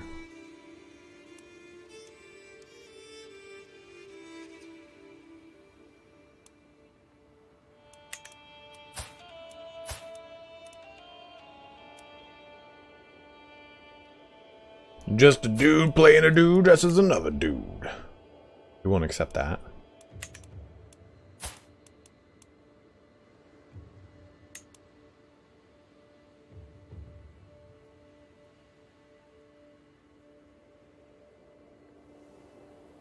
Oh, she's zealous.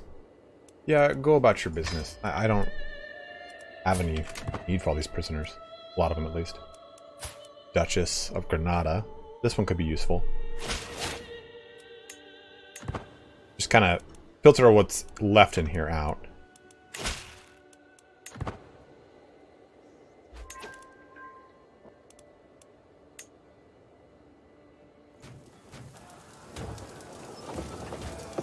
They're sieging there, I'm sieging there. Good. Didn't I release you? What the hell? What's going on? Oh, considering. Okay, little child, be gone. Good. Ferdinand. Let's see a reason to keep you. You... Ransom.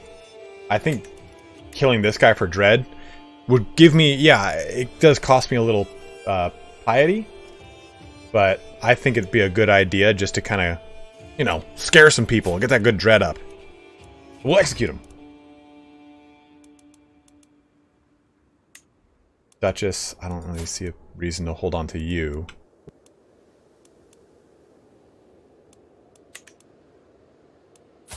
I've got 2 of your wives, dude. You're an asshole.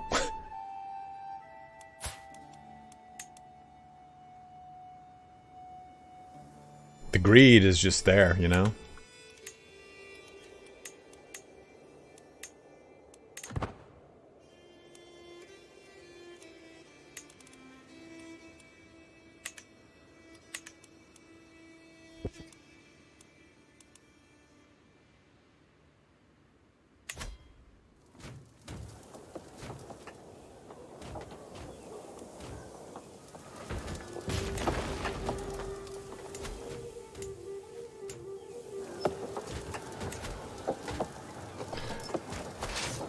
So we will station these besiegers, split apart this army.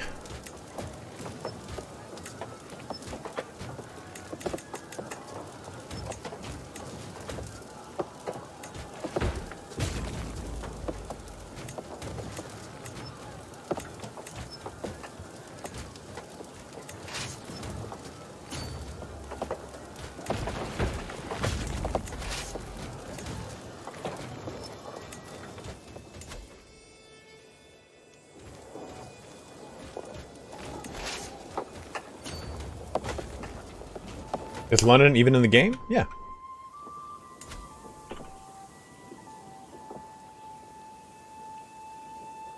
I thought it was actually called London, though.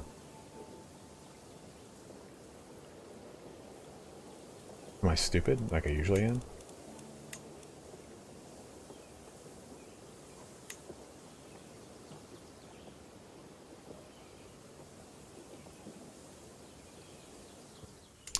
Well, not the first time I've been dumb.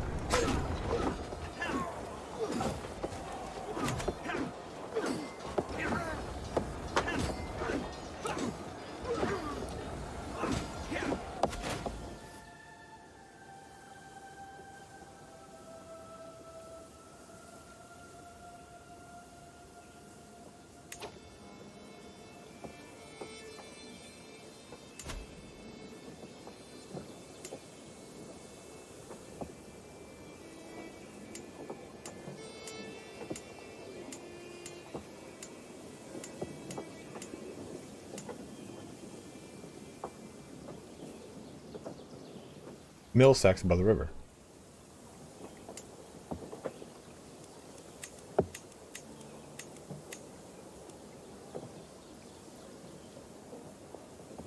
Is this not it? I thought this was it. Am I not right? Yeah, Londres. Yeah, okay, yeah. That's what I went first, and I was like, wait a minute, am I like wrong here now? Okay, this war should be over post-haste.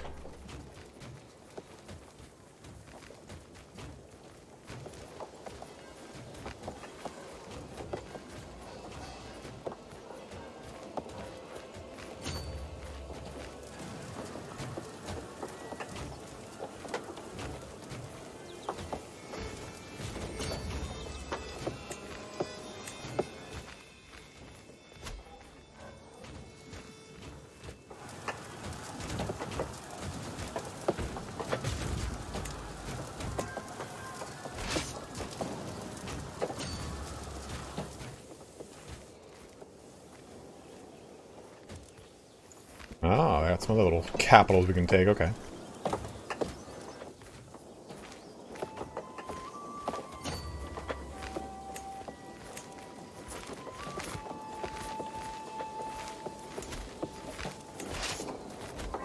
Got him, haha! My reinforcing army shall come in, and it will be a glorious victory.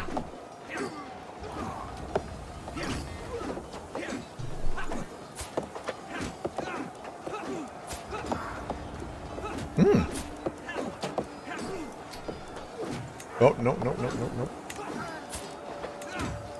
50? Eh, whatever.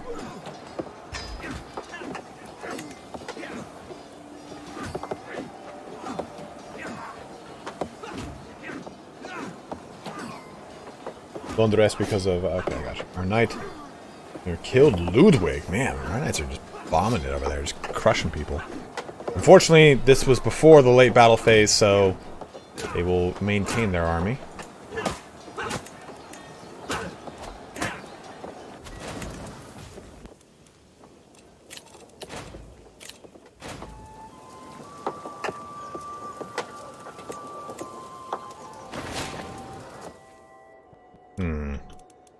I count Pedro.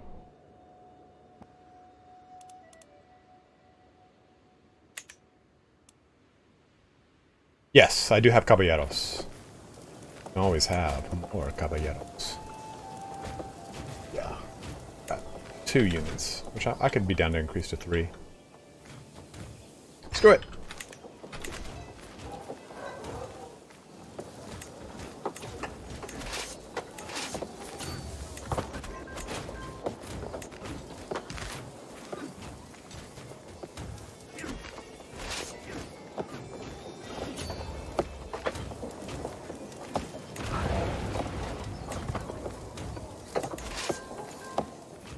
You gonna push this in?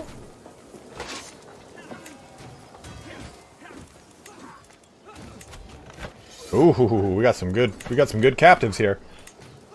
Captured Duke Gilbert of Luxembourg. Well, that would make sense why he has now left the war. But since he's not a part of the war anymore, I can ransom him for a pretty penny. If I'm correct here. Captured an heir. We must have captured one of their heirs.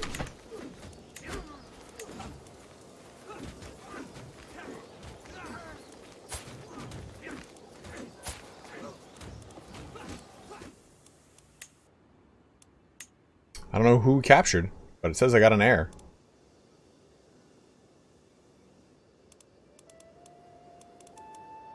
See, I wish I could organize this by, like, war contribution, you know? That'd be pretty sweet.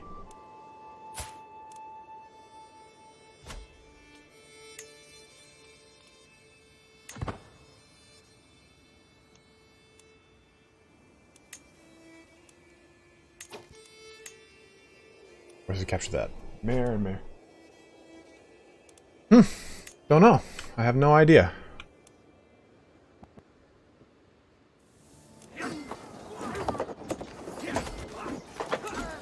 Well, he's a pretty valuable prisoner, so I might as well get the money off of him.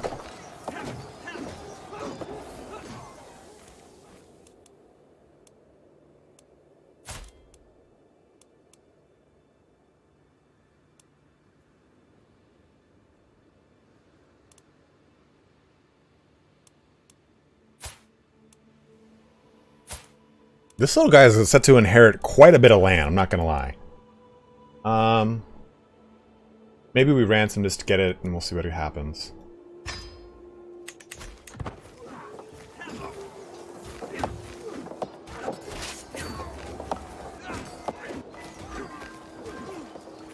Yeah, it didn't affect anything. Good.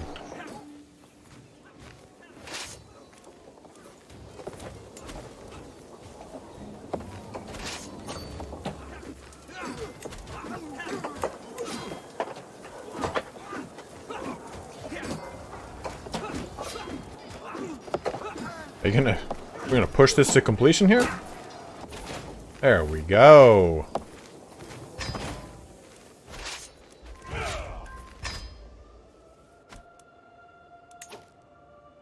Okay. So let's see back at our lands here.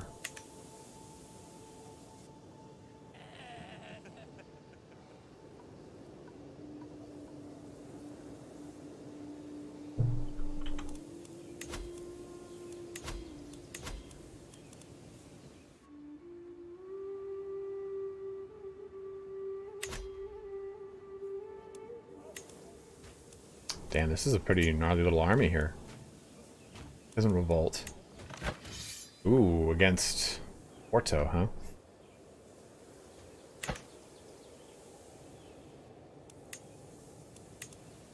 Oh, no, that's Coimbra? Who does this belong to? Suerio. Weird. Oh, I guess he's an independent vassal. Oh, liege, there we go. What the hell? What's going on? It's just him. Interesting.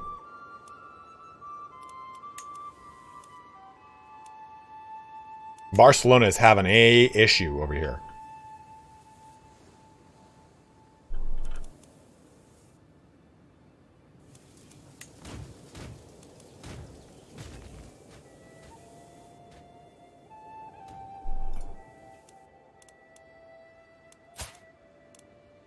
It's a good night. Take it. Okay, so let's take a look here.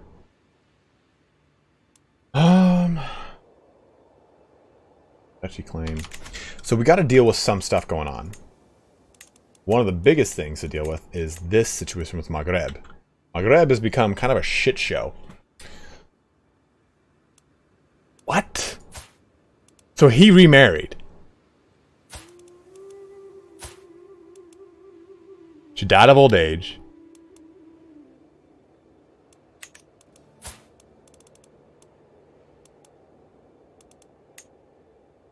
What happened to his other...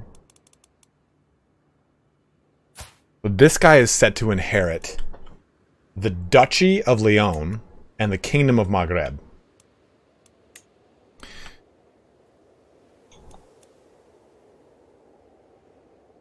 The power is pretty small.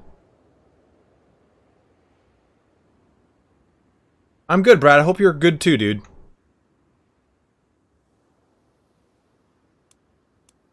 What kind of war could this be, though? Ooh.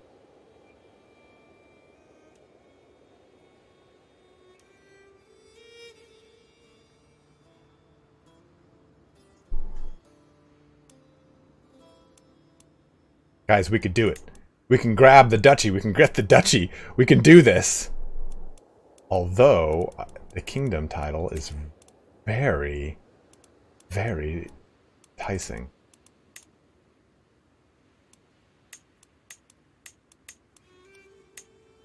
We need Paragon of Virtue, which we're like there. Ooh.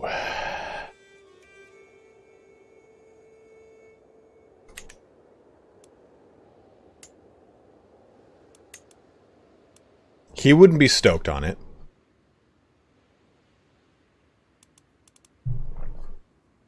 Well, that's their only ally.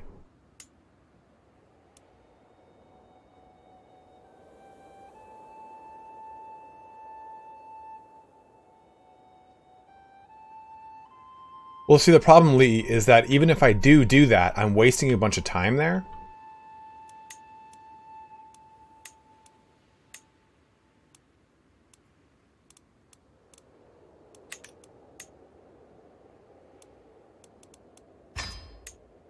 You can pay for your ransom. You can pay for your ransom. You can pay for your ransom.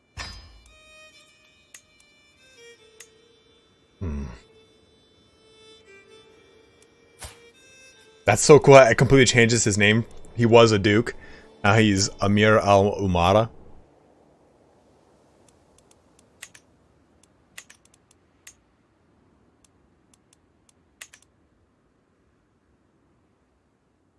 Whoa, whoa, whoa. When you fight a war for the kingdom, all extra conquered land will go for you?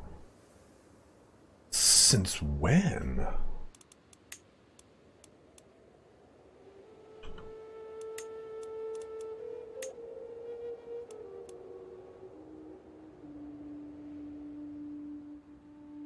If that's the case, we're doing this. We just need to get... we need to get a little bit more... piety. At this point, I could do that. It costs $750 to get it, though. Party Elite. I hate him because he's so damn good at what he does. Let it be known... Nah, it's not true. I don't hate him. I talk to him all the time. I love Party.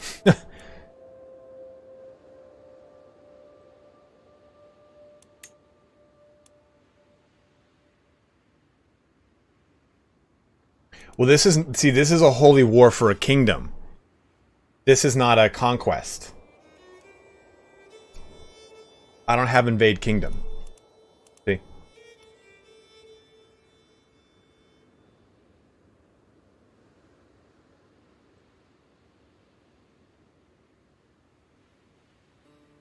Yeah, I think the Party Elite trick works for Conquest Casus Belli, which I would agree with. But I'd be very surprised if it worked for the Holy War Casus Belli. Although, that's what just worked when we did the Holy War for the primary title of Maghreb. So, I don't really know what to tell you guys.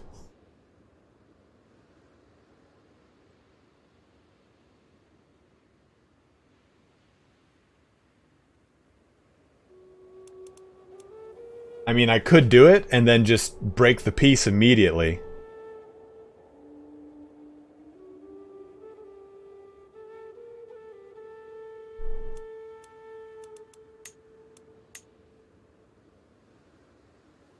Holy War for the Kingdom gets the whole realm. Are you sure, Chris?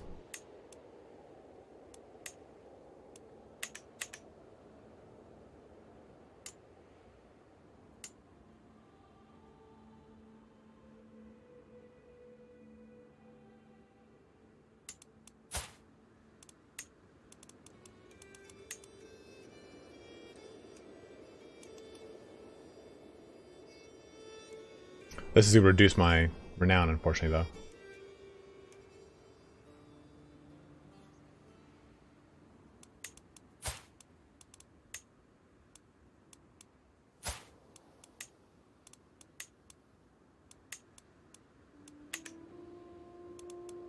Interesting, I can't claim it from her. I don't have an ability to claim the title. She's part of my dynasty.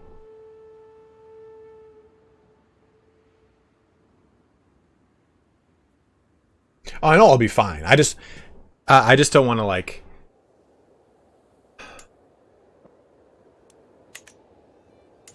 Maybe we just do the real quick.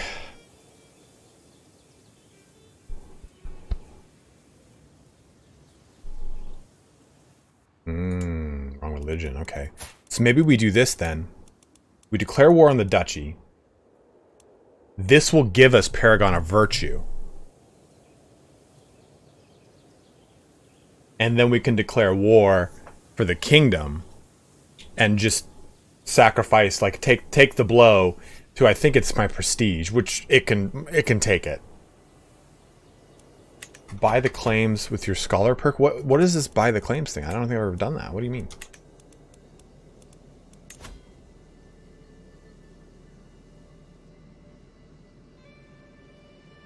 Oh, you can use buy claim interaction. Well, I think we start with that though. I think we do this real quick, right? To solidify this. We're coming towards the end of our stream anyway, and I think this is what we want.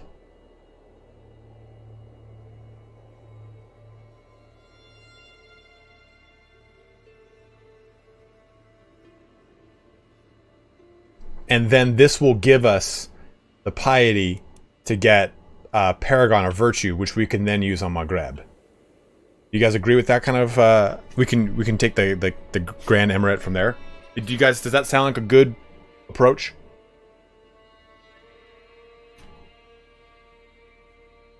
Exactly. We can kind of weaken them. I mean, we already like vastly outnumber them 2-1.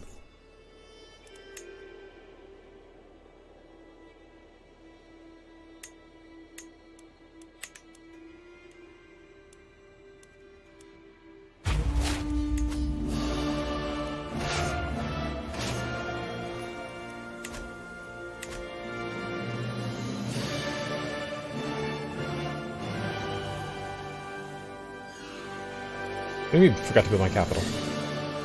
We're going. 6 months left. And we got Santiago being built up here.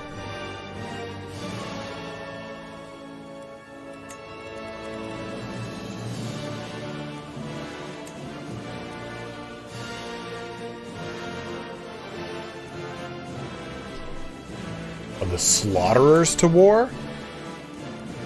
That kind of sounds sick. So, wait a minute. So these guys are in charge of...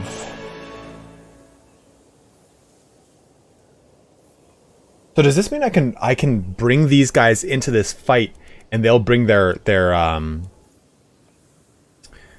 what's it called? Their mercenary company?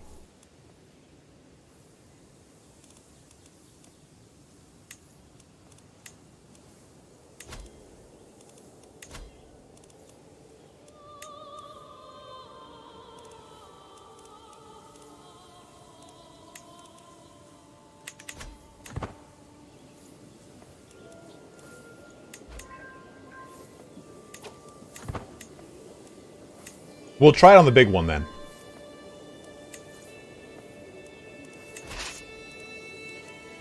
Well, I didn't need to go the whole Monty here, but fuck it.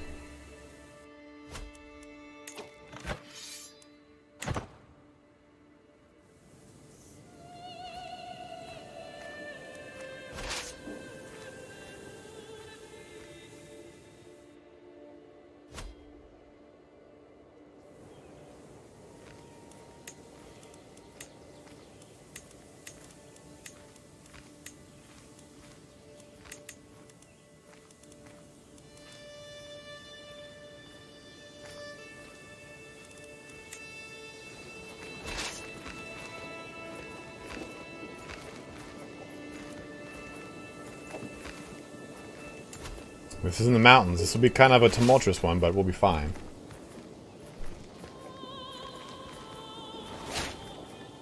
Pregnant! That could be bad or good. We'll find out. Get him! Oh, like simultaneous. How about that? That's something else. Alright, station besiegers. Let's... I mean, honestly, we could just... Just always have to do this. I hate this. Wide. Knights. Always. 1, 2, siege.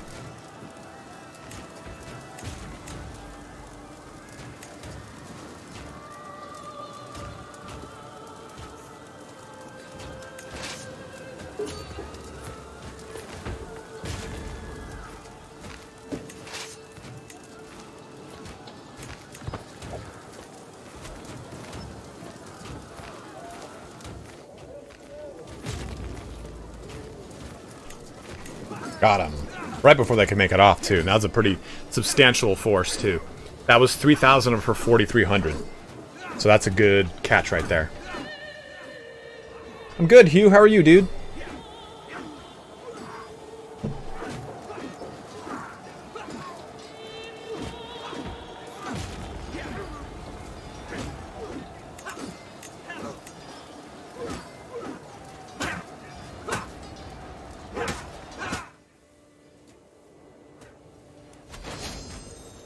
Dedication to your faith.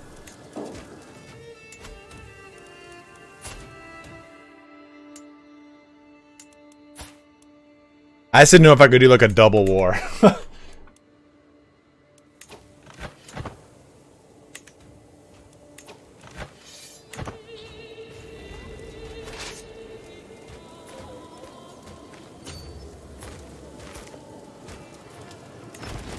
Granada has got an 8 level fucking fort.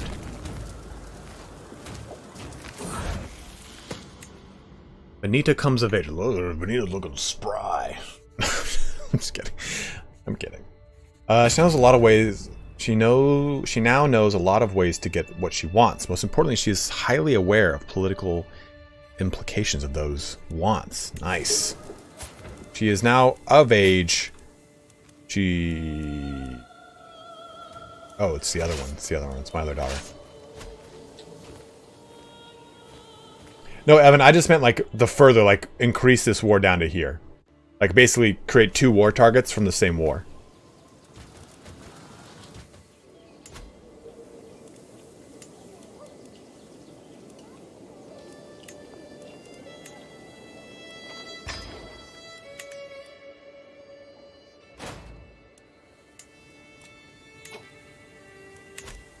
We have that. Well, I think we go with Convergent Blood. What about you guys? Because this will help for the kid we're just about to have.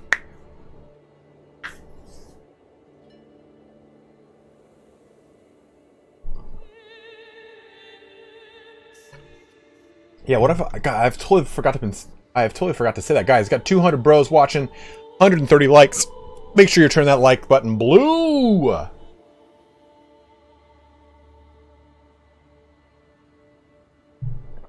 Yeah, we'll convert to blood, I think, right now. I mean, I could spend 2 more here and get these other ones, but...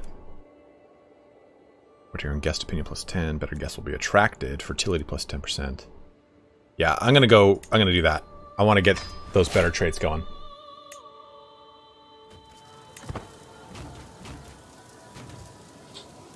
Okay, we're gonna split apart this. One more time. And this actual army I'm going to have. So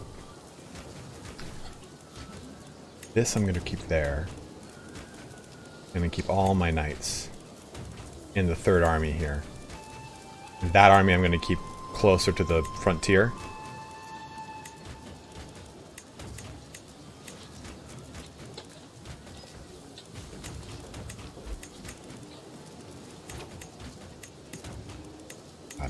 Oh, fuck.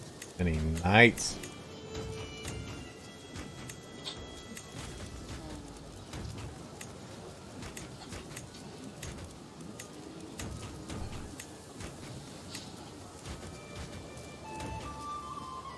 Yeah, that'll do.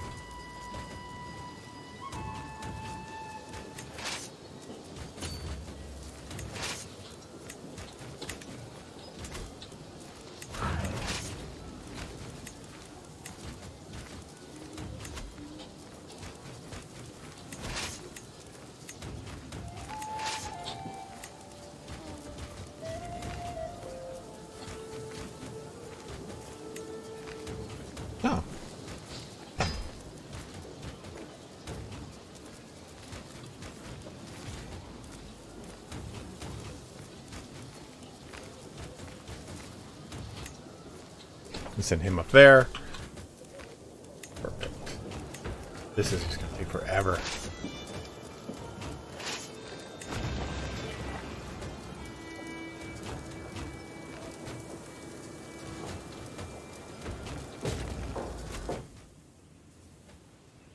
Oops.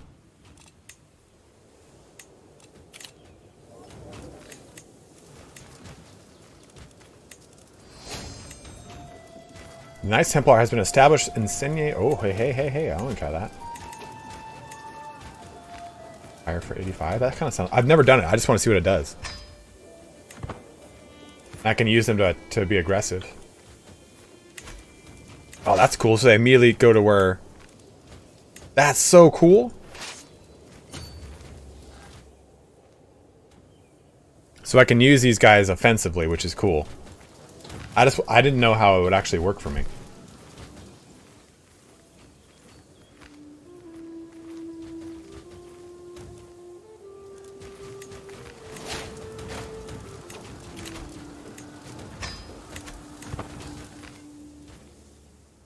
I'm gonna have them hold this pass over here.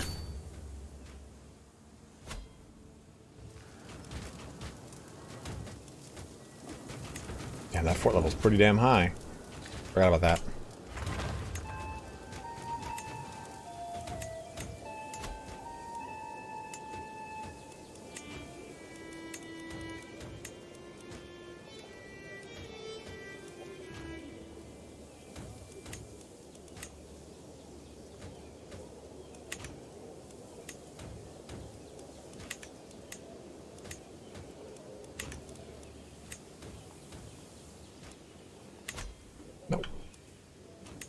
No.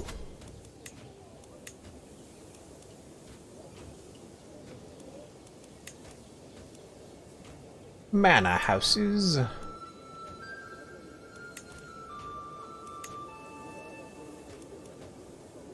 That's a pretty good one. Alright, so we're coming up to the end of our stream here today, guys. I just still want to get this this portion of land that is important to me. This First Army of Leon, where are you going, dude? Ah. This is... You're about to get supplanted, my guy. Ambitious, huh? Don't like that. Don't like that one bit. No! Oh god. Oh! He's curious. He's a curious little boy. He's curious.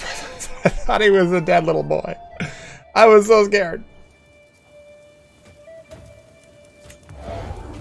Okay, so this needs to happen here. You can go elsewhere.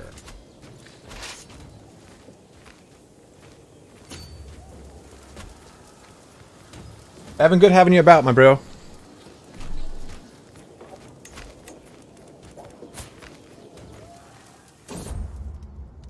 Another son.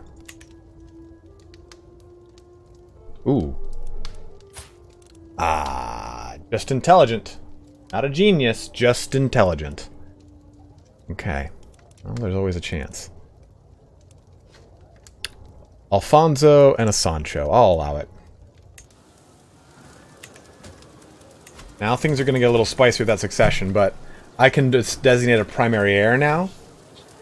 So, I can select... yeah, we're about to end anyway. We're on that we're on that cusp. I can select that little dude.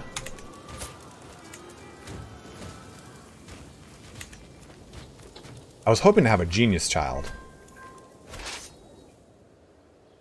Oh shit, look at this big badass army here. Time to rally with the Knights Templar!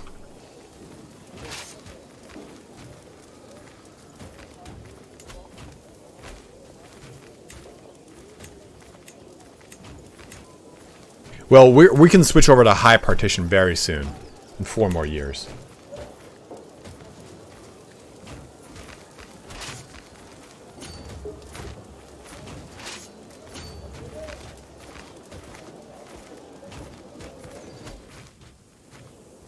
Yo, man, are you okay, Sean? Who hurt you, bro? Why are you asking about eating your kids?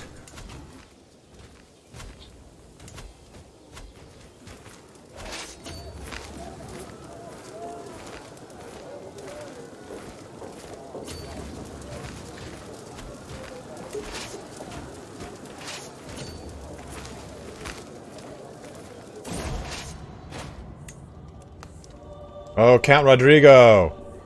You died! What a shame.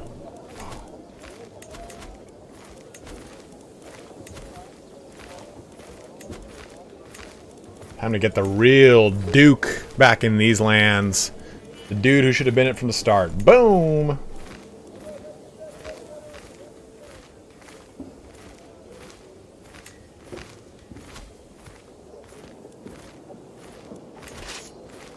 Okay, I only want to select one of you.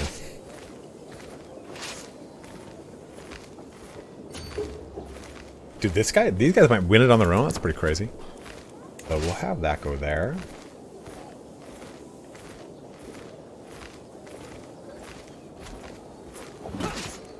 Perfect. Now we'll jump on that. Yeah, that guy pushed himself into his position, that bastard.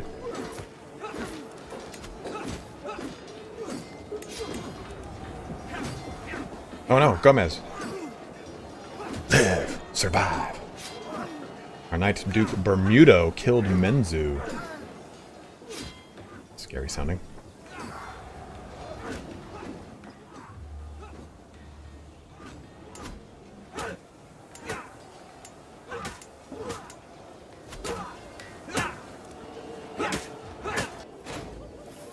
It is done.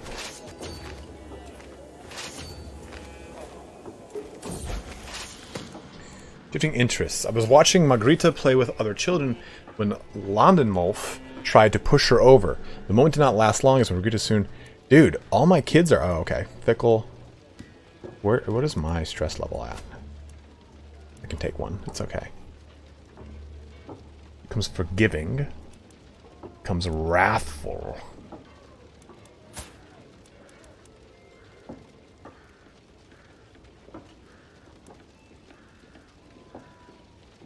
Yeah, Fickle's fine.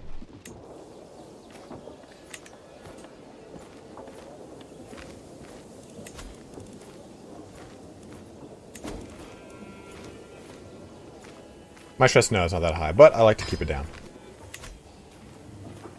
This is a really good example, too, of how a Craven ruler can still be a good ruler.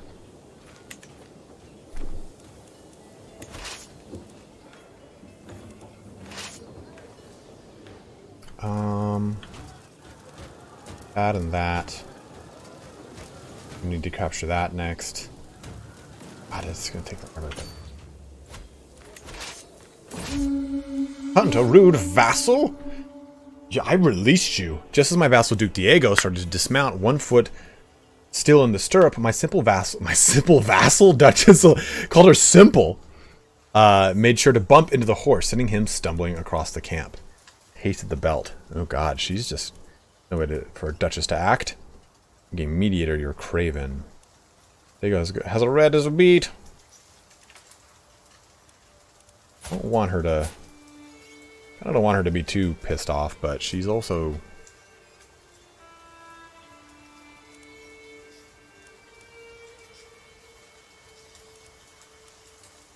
Well, she's already kind of... She's kind of, already pissed me off a couple times before. Duke Diego is a firm friend of the court. You're acting like a child and will be punished like one. Taste it like the belt. I mean, I'd mediate it, but I don't want to get... Oh, no, we can mediate, actually. Duchess loses opinion of you? Gains opinion of you? Mediator. What does that do? Ah, diplomacy +1. I'm rude? So no matter what, I'm losing an opinion with her. Well, might as well try to get a point, personality or a skill out of it. It's just...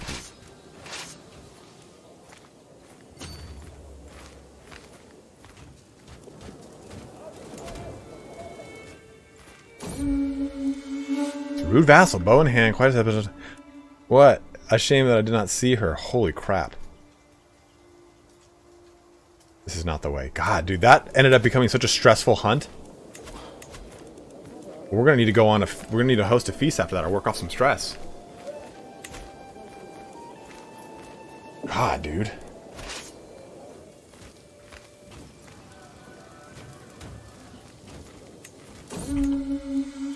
Yeah, that was great. Great hunt, guys. Glad we could do all that.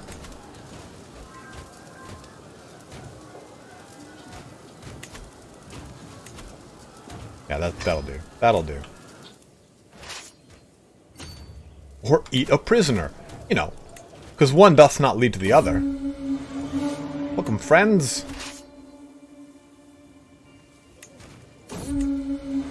Mutual spirits. What a good eating. You go closer to Duke Egas. Okay. Yeah. Duke of Portugal? Absolutely.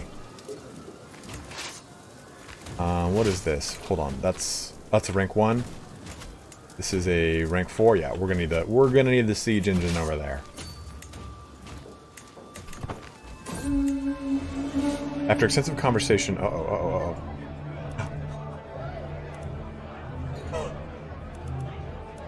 we'll take a look at that in a sec. After extensive conversation over our delectable dishes, Count Fernando expresses that he finds me most learned and wise, and my utterances are always of an inestimable worth, those less well-read. Well, thank you, Fernando, but take a look at this. Looks like my wife's carving a little land out over here for herself. She just won Montpellier.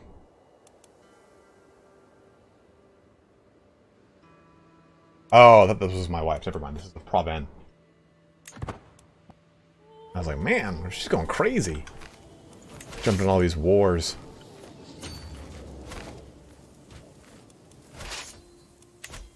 Uh-oh, we got a big army coming here again. Let's actually have you go here.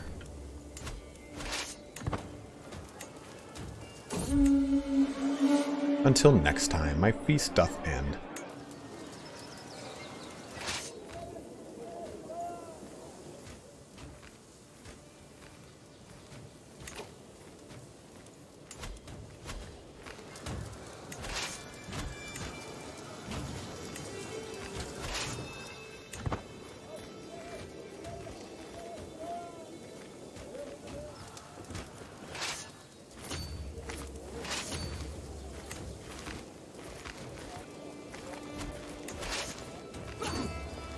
Didn't get there in time.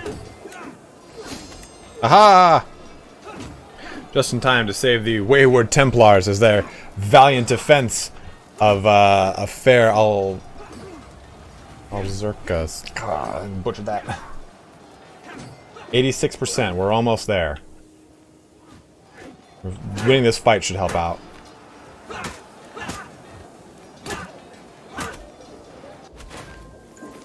Ah, we captured Emir Habus of Granada. We captured the Duke of Granada, who actually wouldn't be a terrible guy to release and convert.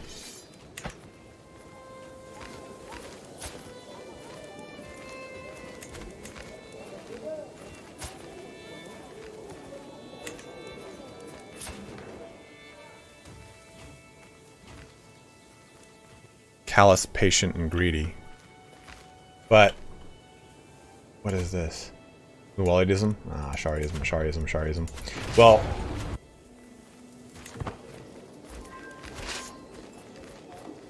almost there. He will lose those titles, yes.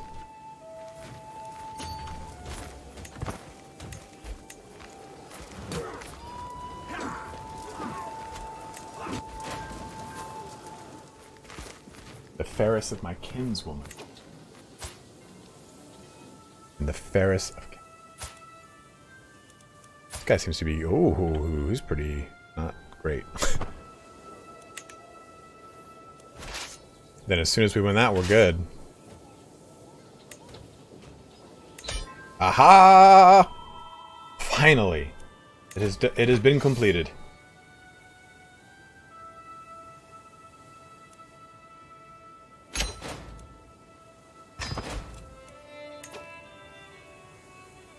Holy, the Knights Templar have been dismissed. They were a great boon.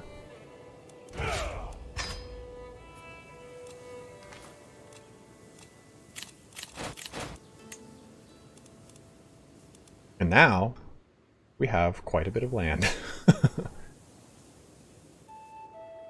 So take a look at it, guys. We've done it. We have created Hispania, and there it is.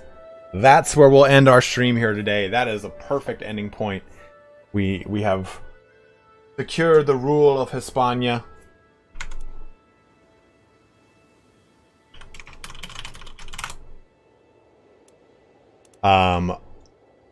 Wow.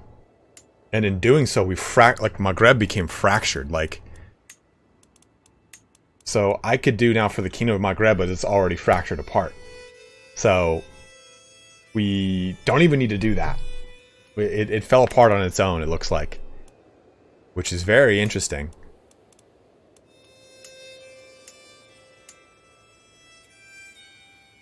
So guys, that concludes our stream here for today. Let's go ahead and give some thank yous that we got going out here. Looking through our previous donations, let's go back. Perfect. We had the first donation of the day for Martin, congratulating me on hitting 100k subscribers. Thank you very much, Martin, for the 1582. We have quite a few donations, $25 in total from Big Daddy Paris, and then another 25 donation from an anonymous person. Unfortunately, it doesn't tell me who it was. But that will conclude our grand... Thanks, Chris. Appreciate that, man. A pretty beefy little guy right there. That concludes our grand journey through the Reconquista. We have established Hispania. So, yeah, 1066 to 1115. And we did it through 1.5 rulers, really, if you think about it. This guy's 37. There's still a good 30, 40 years attached to his title. Well, probably 30. Probably 30. Bitse, what's up, man? I mean, we did a real great job. And really, guys, you helped me out a ton with this. And we were able to really kind of deal with a lot of issues with holding territory and the such. Our next campaign, we'll take a look here. I'm going to go ahead and exit this game to main menu. Our next campaign is probably going to be in the year 867, which will be very difficult. And do the state of Kiev. I'm open to some other suggestions here. Alexandria was a pretty cool one. I think this one's a pretty fun one we could do. But I'd really like to do this one right here and play as Jarl Dyer the Stranger and do the state of Kiev and create the Kievan Rus Empire. And that would be the focus of a lot of Kievan, well, alternate Kievan Rus, right? Because this is the original creator of Kievan Rus. We would talk about Kievan Rus history, though, for history time.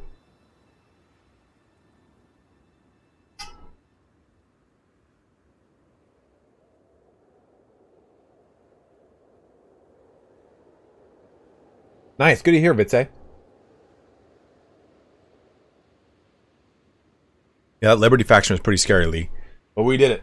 We did it as a team. About 104 a month? Good lord, Chris. Yeah, we'll make a community post. I'll try to decide. I'll try to like narrow it down to 3 options. Lithuania was one. I do like Lithuania. This would be our first time playing as a tribal nation, though, and in 867. The Khazaria is pretty cool, but it's an empire, so it'd be very difficult. Vladimir is part of like the whole history of Rus. Well, Rus. Us. That's wrong land. We could play as Upland and do a little bit of barbarian invasions here. Barbarian. The quote-unquote Dane-Saxon wars. We do stuff up here.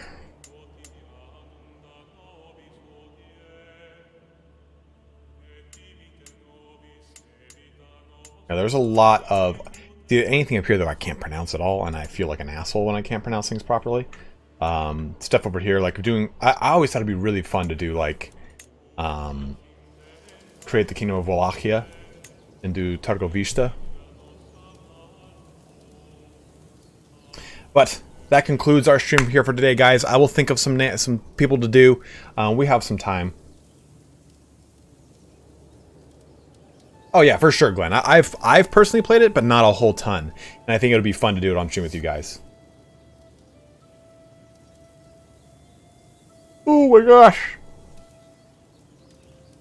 All right, it is time to take a break, relax a little bit. We got plenty of videos coming up this week, plenty of fun to be had.